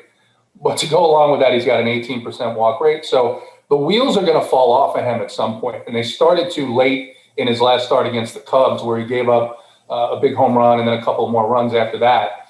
And he still had a decent outing, but he only pitched 3 2/3 innings. So I think Cincinnati is a spot where it's going to be underowned. And I think, like I said, those numbers of Ponce, the 46% Ks with 18% walks, not sustainable. And, we'll see what happens today. It's the same situation, one or the other. Either Ponce is going to get it together, or the Reds are going to have a big day offensively. This Fleming guy went to Webster University. You know what that is? You ever heard of it? They're the Gorlocks. I don't even know what the hell a Gorlock is. It's interesting. It has the paws of a speeding cheetah. All right, let me just get off of that and get back to baseball. It's been it was a long night last night. So that's fine. That's my just fault. One other guy I'll mention is Tyler Mahle. Not a comfortable roster. Again, not a comfortable roster. This is where if you're entering a bunch of lineups, he does have that strikeout upside. This is a Cardinals team that's striking out, 25% of the time. Not a very high ISO. So, but Burns is. I agree with Mangone. Burns is my clear number one SP2, but I think yeah, you could go to Fleming, and I'm going to take some shots on Molly and maybe even Pods. All right, turkeys, here's the deal. We get to 300 likes. We will give one of you some Run Pure swag. We're at 198. These guys are cheating. They're trying to think, oh, yeah, the last show, just carry over. You'll just give it to us. No. That's not how it works. I'm not in the best mood in the world. Normally, I'd say maybe. But no. We got to get to 300. So 102 more likes, guys. And then someone will get a small shirt. We'll probably give normal stuff out, too. Hey, let's talk about this Washington-Atlanta game just real quick. First of all, thank you, FanDuel. I don't know what they're doing. I don't get it. But that's fine. Have your lineups in about an hour and 10 minutes from right now, and then that's going. But let's start here, JT, real quick. Want to get your thoughts on the Miami-Washington game. Anibal Sanchez, who has not been the same guy that we saw last year. He has taken a massive step back. His K rate's down to 15%. He's given up 40% fly balls. That's brutal. And then on the other side, we got Mejia coming up here, and he should be a gas can too. My gosh. You would think on the surface, just looking at this, we should see some runs. What do you think about that, JT?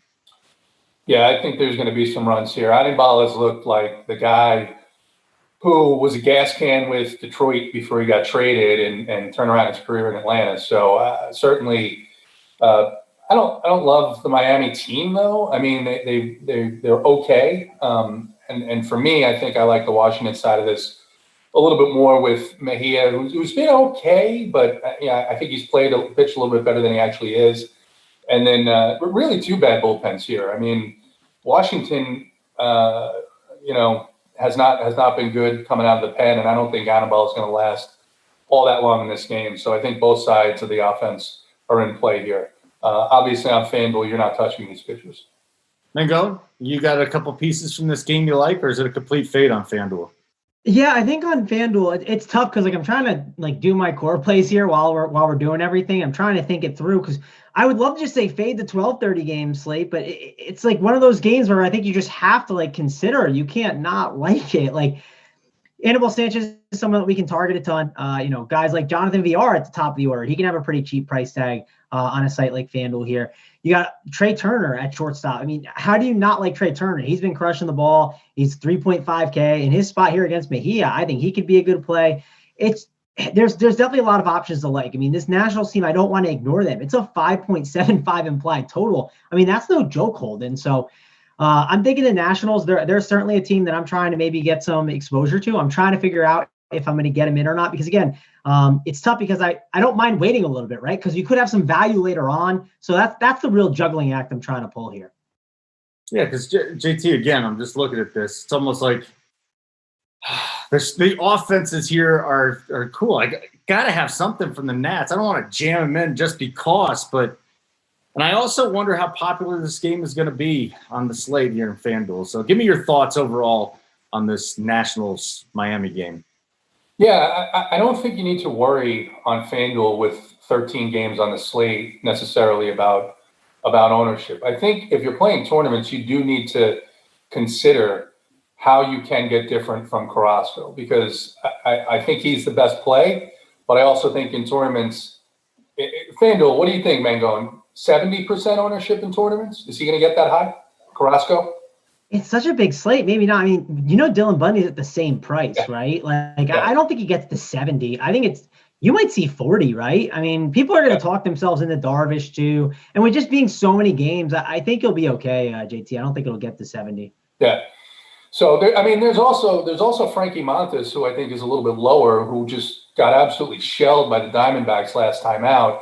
He's a much better pitcher than that. So, he's, again, a different kind of risk. But, yeah, I think on this game you're going to want some of the offensive pieces here. It's a little warm in Washington. The wind's blowing out a little bit. That's a hitter-friendly park. And with two pitchers, especially Sanchez, who gives up a ton of fly balls, I think you want some exposure to that game. Yeah, I actually want to bring up a couple of other situations, not rain or anything, just wind blowing out in a couple places. Minnesota, Kansas City, 10 miles an hour. And then you get the Cubs, too, and the Sox, 10 miles an hour. So there's a bump, and there's a few other stadiums, 5, 6, 7 miles an hour, but everything is working toward the offenses. It being a nice day for the offenses. We just have to figure out exactly where we're going on this. AP, I want to return right back to you. I'll give you a sec there, Mangone. I see that core play starting to grow a little bit. I like it. Boston and Baltimore.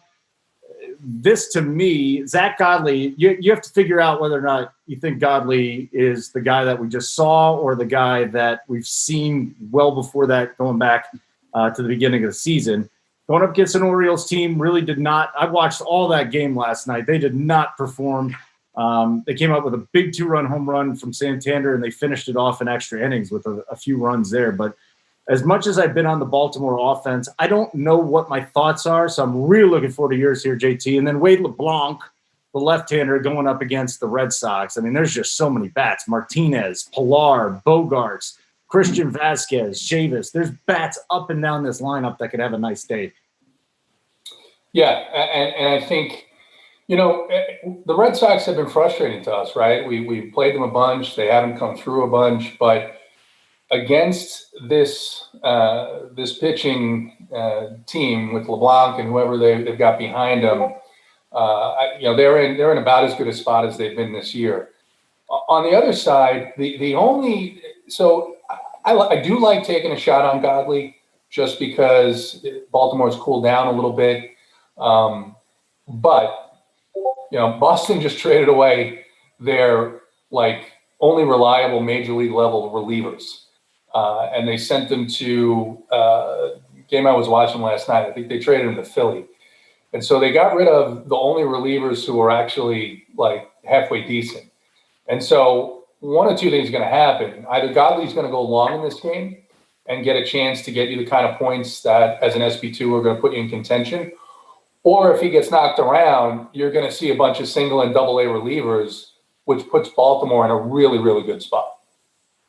Yeah, we saw it last night. I mean, it was shocking that Perez got as deep as he did. The left-hander just completely, I would say, flummoxed the Red Sox offense. And then they turned it over to the bullpen. They got a good inning, and then it fell apart, just like it normally does, which is good. All right, Mangone, give me your take on this game. Maybe a player or two. Would you stack this? You wouldn't stack it in cash, but how much would you stack in tournaments? Give me your lowdown. Yeah, which game were you mentioning? I was typing in the core plays. Boston and Baltimore, my friend. Hey, don't worry. I was just looking at your core plays too. So you're getting them up fast. AP already put his up though, so you got to get going. Yeah, no, I'm working on it. So we got the Red Sox, right? Mm-hmm. So I'm trying to figure out how to approach them. I love JD Martinez in this spot. JD is one of the better plays in the slate. I think he's someone I'm definitely looking to get a lot of exposure to. Against bad lefty, and Wade LeBlanc, it makes a ton of sense to load up on JD, especially on FanDuel, right? 3.6K, that's a really nice price tag for JD Martinez. Haven't seen that in a long time. And Baltimore, wind blowing out, not a ton, 5 miles an hour, but it's hot. I think it's going to be a pretty good spot for him. Looking at the rest of it, right? Devers, I don't mind. He's okay. Bogart, sure. But I just think this is a better spot where we don't do the 5-man stack. Let's mix and match, maybe if you do a 5-2-1 on a Draftkings, or maybe if you're doing a 4-2-2, just take 2 Red Sox. I don't need to get every single one. PR is also a really good way to save salary if you need an outfielder for that. That's a perfectly fine route to go if you'd like. And then Bogarts, I don't know if I mentioned him before. That's the one I was going back and forth on. I've been struggling with Turner or Bogarts, and I think I'm leaning Turner as a better play than Bogarts. They're both good options though. And then the Orioles side, we talked about it. I like to attack Zach Godley, but let's say you are doing that 4-2-2 stack on the site, like a FanDuel.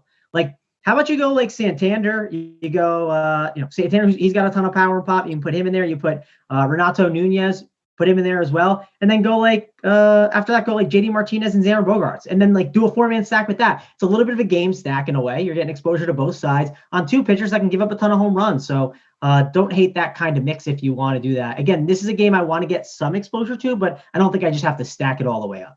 Okay. Hey, JT, while Mangone throws the next level out, which I'm looking forward to from his core plays, let's talk about Cleveland and Detroit. So Cleveland, the offense is looking pretty good. They're taking on Tariq Skubal, the big left-hander. He got rocked by the White Sox in his debut. I don't know how much to take from that because the White Sox are going nuts. But this is a great spot for Cleveland, 5.4 implied total. Ramirez is going. Lindor at the top of the lineup from Reyes. I think you go down a little bit. You see Jordan Luplow could be an option. I'm just throwing out a ton of names at you, buddy. And then for Detroit, do we even want to mess with Detroit? That would be the ultimate leverage stack. Carrasco's 50% owned and then the Tigers go off, and of course you're going to win that. Boy, they're cheap, but I can't see – even in GPPs, I'm not throwing in more than 4. I got 4 lineups today. I'm going heavy in DFS. I have 0 Tigers. How stupid is that? It's it's interesting because Carrasco is going to be among the highest owned pitchers in a spot on Draftkings that we've seen this year, right? And so as a tournament player, naturally, I'm looking at that Detroit side and thinking, okay, Carrasco does give up 48% hard contact, but Carrasco's been much better at home. He's actually been a different pitcher at home than he's been on the road this year.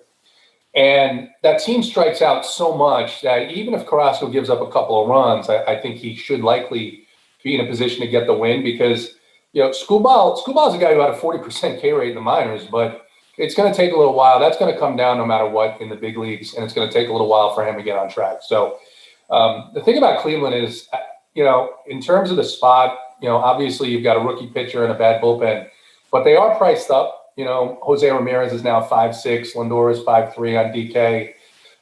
But at the bottom, Reyes, Luplo, Santana makes a nice little mini stack that is going to be not nearly as popular as the top of that lineup. And I actually like those 3 guys quite a bit.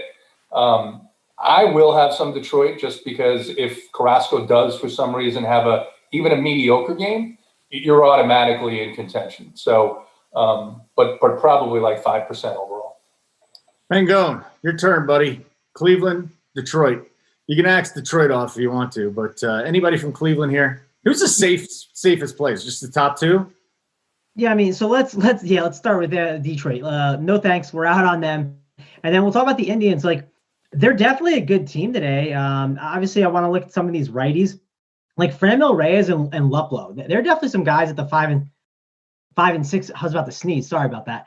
I caught it real quick, Holden. At the 5 and 6 hole, Reyes and Luplo, like they're really good options that if I was stacking up in tournaments, even Domingo Santana, like against a bad lefty, it's a pretty good spot. On top of that, these Indians, like if you just like look up and down the lineup at the start of the season, what were we saying, Holden? Like, why aren't they getting it together? And they're starting to get it together now. Again, baseball, you need kind of a bigger, not that you need a bigger sample size, but if someone's going through like a bad stretch, like I don't really blink at it too much. It's like, I just will stay away. And then once he's back, he's back. Like, it's just simple. That's how baseball works. So ultimately, I think this Indians team is a good team to stack. They're not maybe a priority stack right now. Maybe as we talk about the slate and keep going through, maybe on like DraftKings, they're like the number 3 stack for me, but they're definitely a good stack. I don't know where they rank between like, 1 through 5 or 1 through 6, but I think they're one of the better ones on the slate. I think it just depends on ownership and how you're feeling about them. Okay, let's get into Toronto and Tampa Bay here. We got the Fleming kid going for Tampa Bay. He was just called up, and we're going to see. He's 5'6" on FanDuel. He's 5'6" on DraftKings. So I think he's, JT, you look at Fleming. We were talking about this. He's going to be a pretty popular SP2 just for salary relief. I don't know how much we're going to see him on FanDuel. Probably very, very low owned. But on the other side of things, they're going Thornton. Neither one of these teams, to me, is in a blow-up spot. I wonder if you're going to make a case for either side here, because there are some holes in the, hey, it's not going to be a blow-up spot for Toronto, and I think Tampa Bay probably has a couple hitters there that could go after Thornton, especially at the top of that order with Lau and Austin Meadows today. So here's the deal. Who you taking, JT? Give me a player or 2 from each team that you'd consider if there's anybody. Yeah, on the Tampa Bay side, Thornton has given up 52% hard contact this year. He hasn't been good. He actually he's got like, I think it's like 8.27 or something. He's got one of the worst xFIPs on the slate. So Meadows, Lowe, and then Kiermaier. Those are 3 guys that I like quite a bit today in this lineup. Kiermaier, I don't think he's going to get any ownership. He's 2.7, so if you wanted to spend more at pitching, or you want to do one of those 4-2-2s and you want to play J.D. Martinez and pair him with, say, Nelson Cruz, and then you put Kiermaier in that third outfielder spot, that's a little bit different. On the Toronto side, you could pick out some power. You could take some shots and one-offs with power with Teoscar Hernandez, or Lourdes Gurriel is a guy who's gotten off to a slow start this year, but usually crushes left-handed pitching, just like his brother Yuli in Houston. So other than that, yeah, I think Fleming's fine. take some shots on, see if he can get you 12, 13 points. I think that's probably in play. And then use those Toronto one-offs. All right. What about you there, Mangone? Toronto, Tampa Bay. Yeah, so Toronto, Tampa Bay. This is a game that, I don't know, it's just not that appealing to me. I mean, I guess maybe you can attack Thornton a little bit, but I don't love the stadium that they're playing in. Like, sure, Austin Meadows is a one-off, isn't bad. Maybe like a G-Man Choi or Brandon Lau, but that's really it. I just think that there's better spots on this slate. I guess on DraftKings, you can make the case. Again, it's only a 7-game slate, but as we get later on, there's other games that I think I prefer. So, yeah, like I said, I'm more of like a one lineup guy, a cash game person. And I don't know, the Rays aren't really just making that final cut for me. Hey, JT, real quick, we're just getting a lot about Grichuk. They want some Grichuk, all right? Because he went on that tear. What do you have? 4 games in a row with a home run. Kind of, I wouldn't say he cooled off that much, but, he's coming off an 0 for 5. He had an 0 for 4 the other day. But give me your thoughts on Grichuk just a little bit more again. Yeah, I don't know. He's fine. Okay. He's not a guy who stands out there. So the other part of this, and the reason why, like, I'm not full stacking. Like I said, I'll do maybe 2 and 3s where I'm running 4 3s or 3 2s, because both these teams, when you get into the bullpen, Toronto's been the first or second best bullpen this season. They're not giving up runs once you get in there, and then Tampa Bay the same thing. Really good bullpens here. So Grichuk he's just not standing out to me today. Yeah, you can play him, you can take a shot on it, but I do think there are better spots than and plus, obviously, right? People are talking about him. He's going to be highly owned because people are like, oh man, he had a couple of home runs this week. So, all right, cool. All right, guys, listen, we're at 212 likes. We got to get to 300, and that's as simple as that. So if you're watching on YouTube, just subscribe too. I don't know why you're not subscribed if you haven't already. It's great stuff. JT coming off a 6-figure win this week. Big T, JSU, they're all winning a ton of money. So and like we say here, this is our motto: winners win. Winners win. You got to be a cat of prey in all of this, okay? Holden knows winners win, man. I mean, everyone in the chat, they're a bunch of winners. And what are they going to do today, JT? I mean, we're just going to win. That's there we go. I mean, I was hoping to get like you hyped up or something. Mangone, we're going to win. The subs are going to win. It's just great that the guy with the lowest risk tolerance was the guy that finally came up with this thing, okay? That's all I'm saying.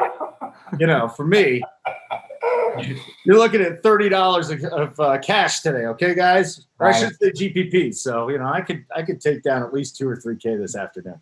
So anyways, yes, I am Tiger King. Good job there, Captain. I like it. The next one, Milwaukee and Pittsburgh. So, all right, man, go and take a second here and just give me some Milwaukee-Pittsburgh time, because Milwaukee is going to face JT Brubaker. He'll be on a low pitch count. He gave up 17 base runners in his first 11 innings here. So you got a Brewers offense that is kind of a down, but then again, I look at their top 4 and I say, that's not awful. I could even go down, maybe even to Gamble and over Omar Narvaez if I had to. In Pittsburgh, I'm just throwing out the window. So how about Milwaukee? Do you want to start with Pittsburgh and just say nothing and then go to Milwaukee, or do you have something on Pittsburgh? Yeah, let's just throw Pittsburgh out the window, and then let's shoot it to the moon, and let's talk about the Brewers here. The Brewers, they're in play, right? Like, again, I think it's similar to who did we talk about earlier? I think it was kind of like the Rays and the Red Sox. Like, I like a couple guys here and there. I don't feel like it's a 4-man stack, though, for me. I don't love this ballpark. That's one of the issues. Like, if you want to mix in a Yelich here and there, if you want to mix in a Justin Smoke, I don't know if we have the lineup already. I have the old lineup up. But, yeah, I just think it's a spot where maybe mix and match 1 or 2, but that's it. Like, don't go too crazy with Brewers. I don't need to load up on them. So that's it for me. I mean, these next, 3 games are definitely or 4 games coming up. I definitely think I'd rather talk about more. Hold on. You don't want to talk about Minnesota? No, I said the next 3 or 4 I want to talk about. You want to talk about it? I thought you said you didn't want to talk about it. Okay. All right. JT, let's do this. Anyone from Pittsburgh? And then what's the plan of attack with Milwaukee? I feel like, the big guys will be owned, but you can also get some leverage from other players. That is if you think that Milwaukee finally has a nice day. Yeah, I mean, they had a decent day yesterday. They were only on the day slate, but JT Brubaker is not good. He's the guy I was looking at with an 8.27 xFIP. 10% strikeouts, 16% walks. He's going to be in there to get lit up for a few innings, and then we're going to turn it over to one of the bottom 5 bullpens in the league in Pittsburgh. So Ben Gamel, we were joking about him the other day. Big T was like, I don't know if I can play Gamel. I'm like, Gamel just hits home runs. And boom, sure enough, first inning, home run. So I like the lefties with the top 3 lefties with Hura. Narvaez is at 3.6, batting 8th on DraftKings. I am much more interested in other catchers on this slate. So I don't know how much Milwaukee I have, but I'll definitely have some. And then, like we talked about, Corbin Burns to me is probably the top SP2 on DraftKings today, for me anyway. All right, so Minnesota, Kansas City, this is the one. Nelson Cruz will be 90% owned in cash. I mean, probably not 90, but he should be because he's going up against a lefty. That's nice. This is an offense that can crush lefties. And, today they're facing Chris Bubik, and he faced Minnesota. Check out this kid. This is his first 4 starts. He had to face Minnesota in his last start, Cincinnati, the Cubs, and the White Sox. I mean, he's had a tough one. He went 4 1/3 innings, 4 walks, 4 hits, 4 Ks, and 2 earned runs when he faced Minnesota last week. So they have now seen this kid very recently. They've gone through it. The Twins, though, they're down offensively, hitting home runs. They're on pace. If we extrapolated this into 162, they'd have 70 less home runs than they had last year. They're 8th overall, 6th in the American League in home runs. They're 12th in runs scored. Listen, JT, we love Minnesota, but this has not been the same Twins offense coming out here. You'll see them hang up a couple of 7s, and then it's a couple of 4s and 3s. So what are you doing in Minnesota today? Are you feeling good that this is not going to be a letdown and that they'll go out and crush? Yeah, it is a good spot for them. Like you said, they've seen Bubik. They know what he's going to throw. And right there in the middle of that lineup with Cruz and Sano, those are the 2 guys that I like on that lineup. The bottom of that lineup is not very appealing. I don't know if Buxton got hurt again, but I wish Buxton was in there because I like him a little bit against lefties at the bottom of that lineup with the speed and even the power. So, I'm not doing any 5-man stacks today, but certainly I'll have Minnesota in the 4-man rotation with Cruz, Sano. You can even add Kepler because once Bubek gets out of there, you're going to get into that bullpen, which is pretty much right-handed. And then Polanco leading off isn't bad either. Hey, other side, anything? Yeah, I think, Whistler is a guy who's been getting very lucky. He's got a 154 BABIP. He's been striking guys out, but Whistler's only going to go like 2 or 3 innings, and then you're going to get Devin Smeltzer, who's okay. But the right-handed power here in this lineup, Witt at 5.5, I think that's an interesting price because I think it's going to make them less popular. But Dozier, Soler, Michael Franco at 3.2 in the middle on DraftKings. Yeah, I like KC a little bit as well. Mangone, Nelson Cruz could be a core of your core. I mean, you might want to build around him in some lineups and definitely in cash, right? So give me your lowdown on the rest of the Twins, though, how popular you'll be with Cruz. And are you going to look to that other side with the Kansas City Royals? Yeah, so I'll admit, I'm out here messing around, building lineups right now and just trying to see what fits, what doesn't. Listen, if I play the pitchers I like that I talked about earlier, and then I put Nelson Cruz in there, I mean, I'm pinching for pennies. It's not easy. I got a 3.7K per spot. I mean, that's not the easiest situation to be in. So I like Nelson Cruz. I want to make him a spend up. I think we have enough value where we can do it. And then I have to debate between, do I want JD Martinez or do I want Nelson Cruz? It's a tough decision, but ultimately I think Nelson Cruz might be a priority spend for me today. I mean, he's one of those guys where I think 2 homers could be coming out of him today. So Nelson Cruz, one of the better plays on the entire slate, and especially on the 7-game DraftKings slate too, right? Where we don't have all of the plays in play, right? You don't have Bellinger later and Trout. So there's obviously less guys to compete against. And I think there's enough value where you can make it work. I like Nelson Cruz a lot here against Bubik. They saw him recently. I'm sure it's not going to go well here the second time around. It never really does. So you got to like some Twins here in this spot. You're sure it's not going to go well? Yeah, I mean, I feel good enough about it. Like Holden, you were looking for a bet to put in, right? I can't find a bet today, blah, blah, blah. I don't know if you want to bet on the Twins, but why don't you just bet on the Twins team total, right? Like just hit their. I was looking at that. It's like I'm so with you there, but I was looking at 5.5, and then I'm saying to myself, these guys are just not the same guys, right? I haven't seen that, and even when they scored the 7 runs the other night, they were shut out for like 6 innings and put up a 7 spot. Maybe it was in the 7th or the 8th. It just hadn't been the same offense, and I think I got to stop thinking about the narrative on this and just look at the numbers, right? JT, so how is this team's bullpen, the Royals? Isn't it not the best bullpen? Is it what? The Royals, their bullpen. What's their bullpen look like? Yeah, not very good. Not very good. A little worse than league average. I mean, Holden, you just have to win. You just have to win. Mangone is giving you a winner, and you're resisting. Is he giving me a winner? Yeah. Is this a Mangone winner? Yeah, winners win. Okay, Put fine. this. And I always say this, and I always say this. Team total. That's it. I quote Obi-Wan Kenobi.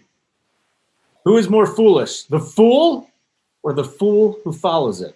And in this case, if I follow Mangone and I lose, I'm the fool. Listen, I don't mind being a fool. I mean, So just turn around and look at your screen, all right? Just turn around. What? Turn around and look at your screen.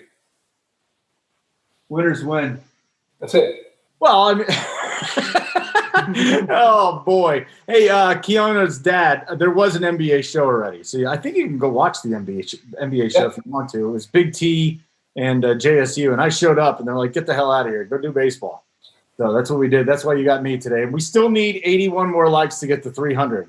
So you might want to start with that. All right, Minnesota over 5.5. That's it. I'm putting it in, man. Going right. I'm doing it right now on the phone, man. I mean, I'm sitting here. I can't do it.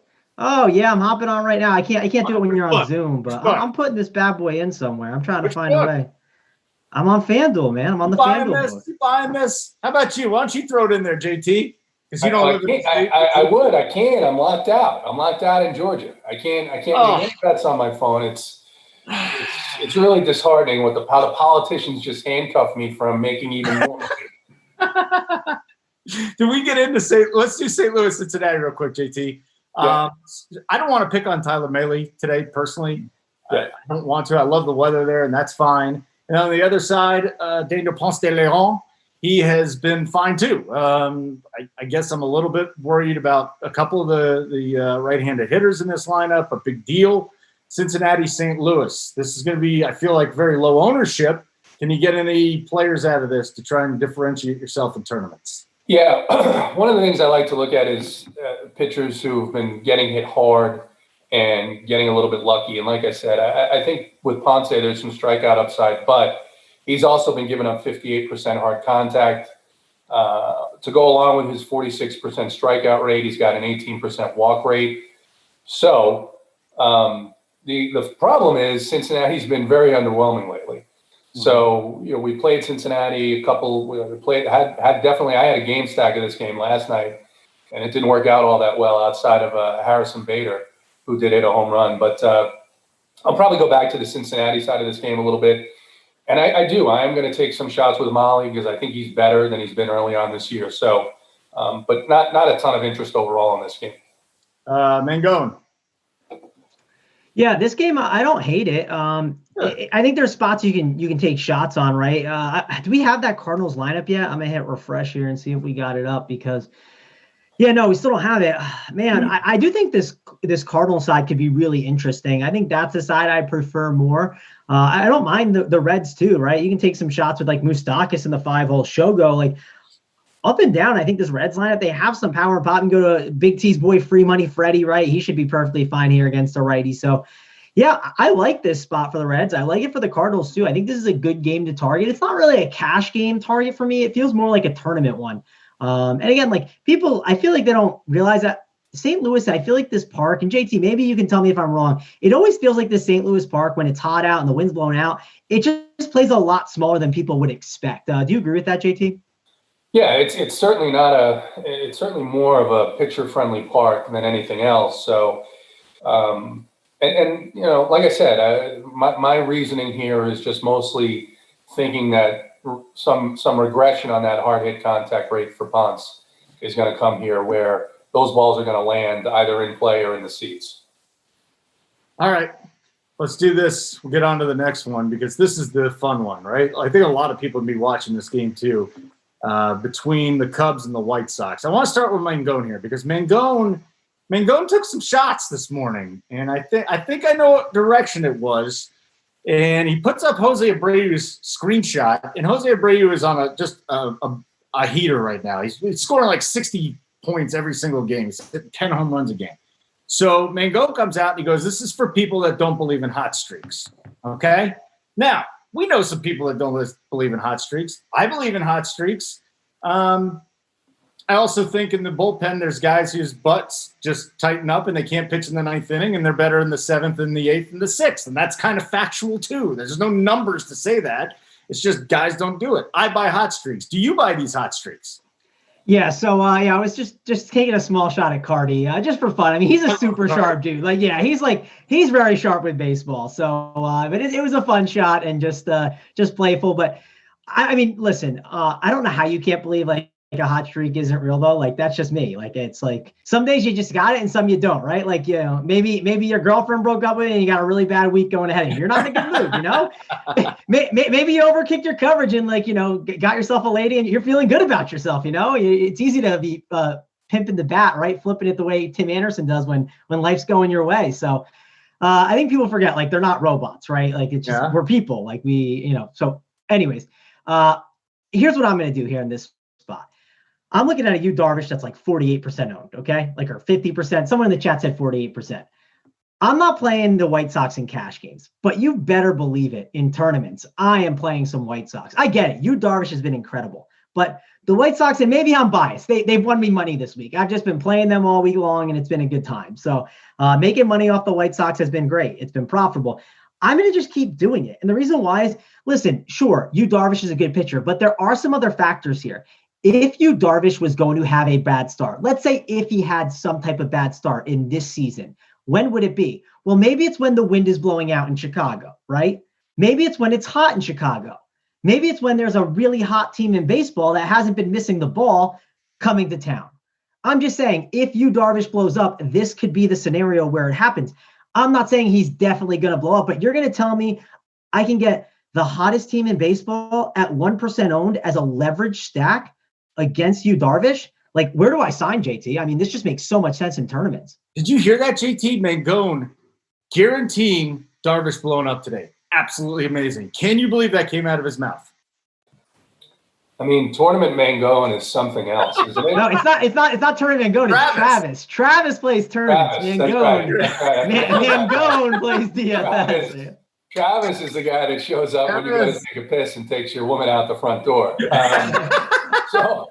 So I like that call, actually, Travis. Yeah. And I'm looking at Darvish, and I always, and I've talked about this, I always like taking the opposite side when a pitcher's been on a run, right? Because they're just not going to do it every single game, right? We see this, if you look at the history of pitchers, even the best pitchers, they do not give you 30 points every single start, right? So, you know, when I look at the history, you know, it hasn't been good. I mean, Darvish hasn't pitched well against these White Sox. In spring training, he gave up 5 earned runs against this team on July 20th. So I like that call. I'm going to add the White Sox to my little mix here. Let's go, JT. That's what I like to see. Look at that. I already was not in love with Darvish at 11K with the wind blowing out during the day against the White Sox. So I was sitting there, I'm like, what's his ceiling? Like 20? Like maybe he gets 20, but more likely this is kind of a shootout type game if the Cubs can get their act together, because Dylan Cease is not good. Dylan Cease is a pitcher who should not have that price tag. You know, 5.8 xFIP, 15% strikeout rate. Come on. No. Come on. And Twatty, one of our betting guys, so I'm sure he'll be on the live betting show today.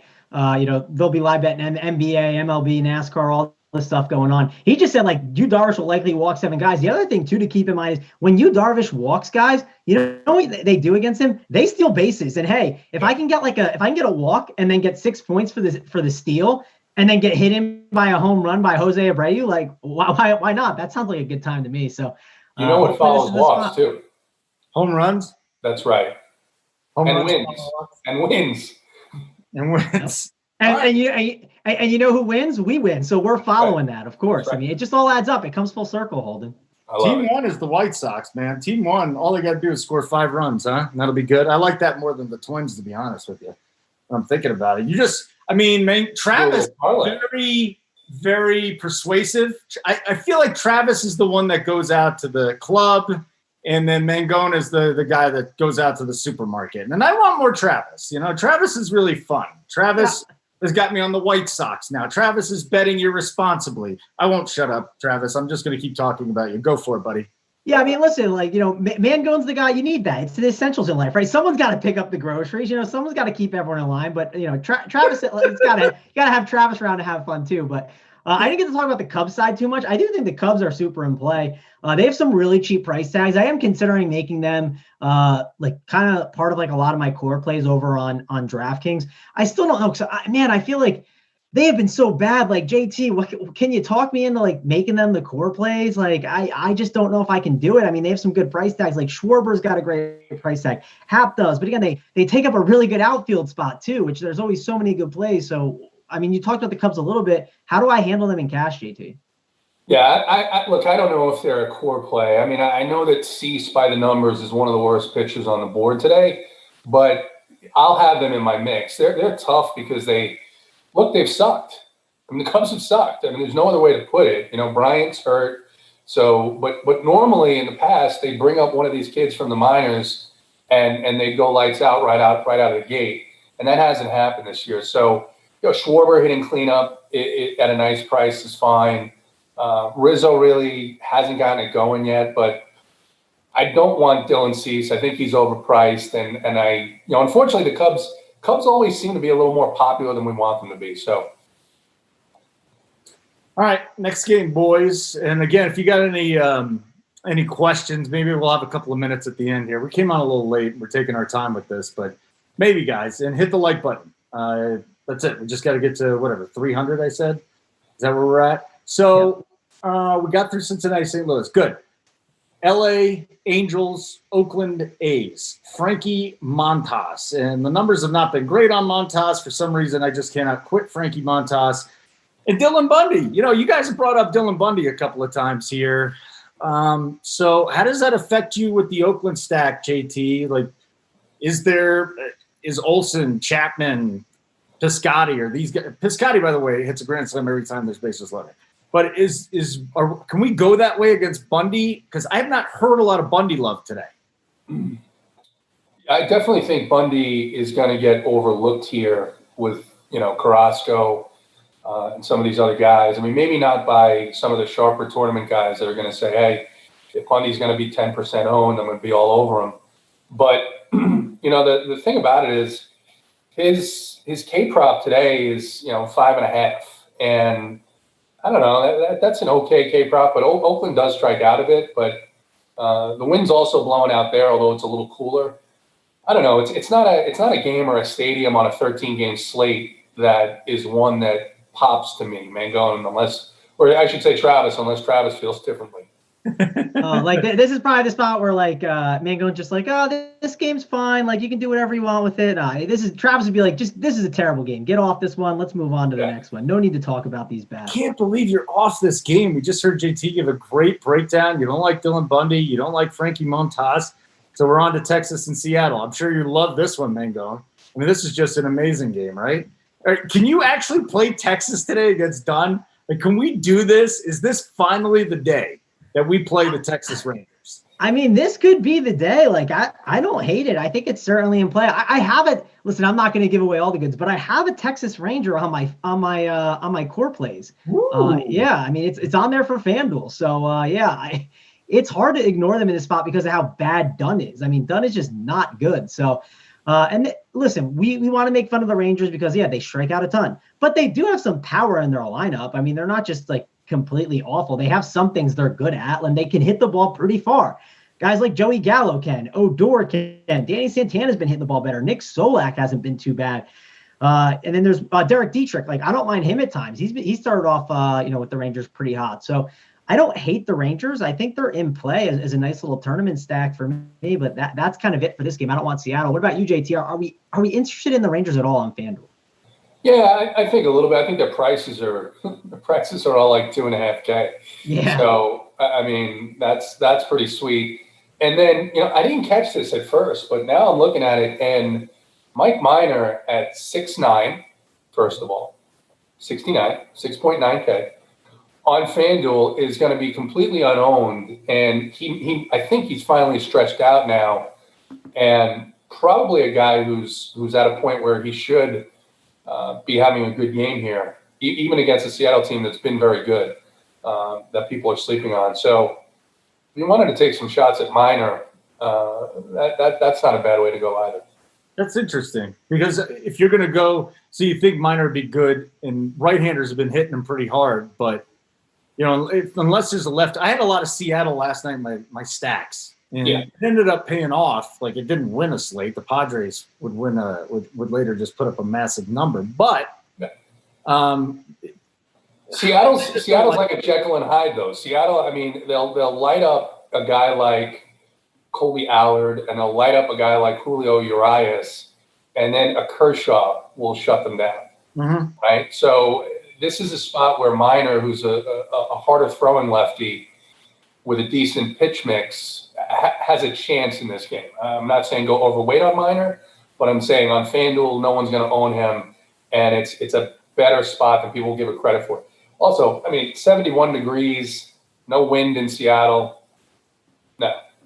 No thanks on the Mariners today. Faded. Travis. Faded. Yeah, no, fade. And no need to touch the Mariners for me. Let's not bother. I like it that we just don't screw around. Let's just not talk about games that suck. Let's do that. Arizona, San Francisco, a little Luke Weaver action. Weaver's gotten off to a slow start. From the walk rate's up a little bit. The fly ball rate's up to almost 50%. He is striking guys out at 26%, so you like that. So on one side, do you want to take Weaver's numbers from this year? Do you want to extrapolate them back to last year? That's the question you got to ask yourself. And then, how popular is Arizona going to be against Trevor Cahill today, Mangone? Because this looks like a game where, they could get their bats going. Yeah, I mean, they're no doubt in play. This is probably a better JT question. I feel like he plays them a little bit more. I mean, I think Marte is really good at like the second base position on FanDuel, because it's not the easiest spot to roster, but you have to spend your salary there. And is that how you want to allocate your salary? It just depends on your roster construction. I've gone down more at second most of the year, and I think I'll be doing that again here. But I mean, Escobar, if he's in the lineup, sure. It just depends what kind of lineup they put out there. I mean, David Peralta could be interesting. I know he's struggled a bit, but he's 2.8K, Cole Calhoun, all those lefties. I mean, they could all be in play. So, JT, you told me about the Diamondbacks. I think they're good guys to mix and match throughout your lineups, and you could stack them up too, right? Well, I was all over the Diamondbacks last night, and that didn't work out so well. We saw Cy Anderson, who I've never seen before in my life. Tyler Anderson upside game. I mean, I don't think I'll ever utter those words again. But they are a little better against righties. But the side of this that interests me is my San Francisco Giants. I mean, you've got Weaver, who's a good pitcher. He is, but he's coming off a ceiling game. He had a great game last time out. I love targeting pitchers, especially young pitchers, coming off of those really, really good upside games. I don't know what it is. They get overconfident, but back to Yaz, Dickerson, and Belt. You can even add in Fat Pablo Sandoval today if you wanted to, or Crawford, who's cheap. I like the Giants side of this game. I don't think many people are going to own it on a 12 or 13 game slate. And, yeah, that's what I like. I mean, they really can't hit. If you have – I don't think other sites have figured this out yet, because the Giants are way too under-owned in all these tournaments, all of them.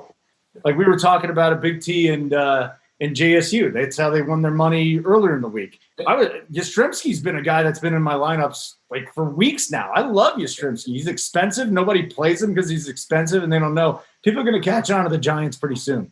It's just going to happen. So play them now while they're lower owned. Hopefully it lasts a little bit longer. It is kind of the Konami code here. We've cracked it. And that Arizona bullpen is not good. Okay, very good. How about you, Mangone? What are you well, I mean, you already went into this, right? I'm good. We can go on to the next one. You're good. Moving on. Houston at the Padres. So Adrian Morejon, 3 shutout innings, 4 Ks. Actually looked really good in his one brief outing so far to this point. And then you go back in his minor league career last year through just 36 innings, and he had 44 Ks. He's a high strikeout pitcher.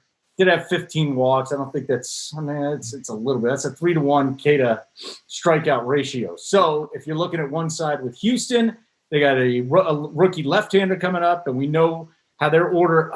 Brantley's not back today, is he? I think he might be back today. That drives me nuts. Gurriel, guys like Altuve who's hitting again, Correa, Springer, and JT on the other side. You've got those Padres hitters going up against Greinke. Is that a big fade? And what do you think about Houston? It's just, just not a spot that jumps out to me, to be honest with you, on either side of this game. Run totals, at least a run and a half below the teams that we really like today. So I don't love it. Mangone. Yeah, out on this game. Let's go to the next one. You're just punting. Mango's just punting today. It's amazing. Because why talk about garbage? Antonio Sensatella has actually pitched well this year, I think. He's kind of just – this whole Rocky staff has gone back to where they were 2 years ago. He's not walking anybody. He's not a big strikeout guy, but he keeps the ball on the ground. Then again, it's the Dodgers, right? So the Dodgers can roll out just about anything. For Los Angeles, this – Mangone, talk to me about Stripling, and JT, you too, because I'm really interested in the Stripling start. He's been giving up a ton of home runs. His xFIP's over 5. His fly ball rate's over 43%. But if you go back and do what he did last year, this is just a different guy right now in Ross Stripling. Colorado, I like it a little bit, man. I think I like it a little bit. A couple home runs today from the Rockies. I'm not saying they're going to break a slate, but if you can pick the right two that are going to hit home runs, I think you're going to be in a nice spot. How wrong am I? I just don't like playing the Rockies on the road. And Stripling has been giving up a lot of hard contact. Obviously had that bad start against Seattle. I don't know. I don't know that I would pitch Stripling today. Well, on FanDuel, I definitely wouldn't. But, I don't know. I'll leave this one to Travis because I don't, the LA side of this game is the side that I am looking at. They've disappointed the last couple of nights. Senzatella has been great, but he's been pitching better than he actually is. So I'll let Travis talk about it. Yeah, I mean, I like the call Holden a little bit. I think just picking a home run here and there, again, not full stacking the Rockies, but maybe if you just want like 2, right? If you want to be contrarian, if you have the money, to spend on like an Arenado and a Story, like you could definitely go with that route. I know Stripling has struggled a ton with righties, and I don't mind maybe going that route. Maybe just looking for a one-off here and there, but don't be playing like 3 to 4 Rockies on your FanDuel teams. I don't think that's the route I would want to go. I will say on the other side, I get it. Senzatella has been like good this year, but I'm on the Dodgers side. I think the Dodgers will definitely pound them. If there's going to be a team that makes Senzatella regress back, it's going to be the Dodgers, right? They're such a good team. So yeah, Justin Turner is one of my favorite plays in this game. I like him a ton. And ultimately, I think this Dodgers lineup is a really good one. I definitely think I want to load up on them against the Rockies a bit on FanDuel. They'd be one of the better stacks that I'd be looking to. JT, who's your top 3 stacks today? So I think we're going to be going to Boston. I like the Rays. I like the Rays quite a bit against Thornton, but I can't stack them. So Boston, let's go Kansas City as number 2, just because I think it'll be contrarian. And then Texas. Okay, we got a couple of contrarian plays in there. I like that. Although, do you think that Texas people will be on Texas just because of the matchup and forget about the fact that they stink? I mean, it's interesting. It's another spot that we've talked about. We talked about it with Bubik earlier, where they've seen Dunn. Dunn actually, his best game of the season was in Texas. It wasn't great. It was okay. So I like that, especially with a young pitcher. So I don't think anyone's going to be playing Texas on FanDuel. Except us, except the winners. Hey, hey, Mangone, is anybody going to say the Reds? Brandon in our YouTube, he wants to know, is anyone going to give the Reds some love? Do you have any love for the Reds here? Yeah, I don't. I mean, we talked about them a little bit. I think they can make some sense, but they're not one of my top stacks. That's what I would say. They're not one I'm going to for that. I would say if I was picking my top stacks of the day, I'd probably go with, Twins are probably one of them I'll put in there. I'd put the Nationals on the FanDuel slate. Like if you're talking about the FanDuel one, like I'd put the Nationals in there. I'd say the Red Sox, they're in the conversation. Like I said, I kind of want more of a mini stack of them. That's the only problem. So maybe they don't actually make that top stack list. I'm trying to think because the slate's all over the place. Definitely the Twins is the number one, I'd say, on DraftKings. We'll go White Sox as the number two. They're one that I absolutely love. Travis is on that one. Mangone, not so much.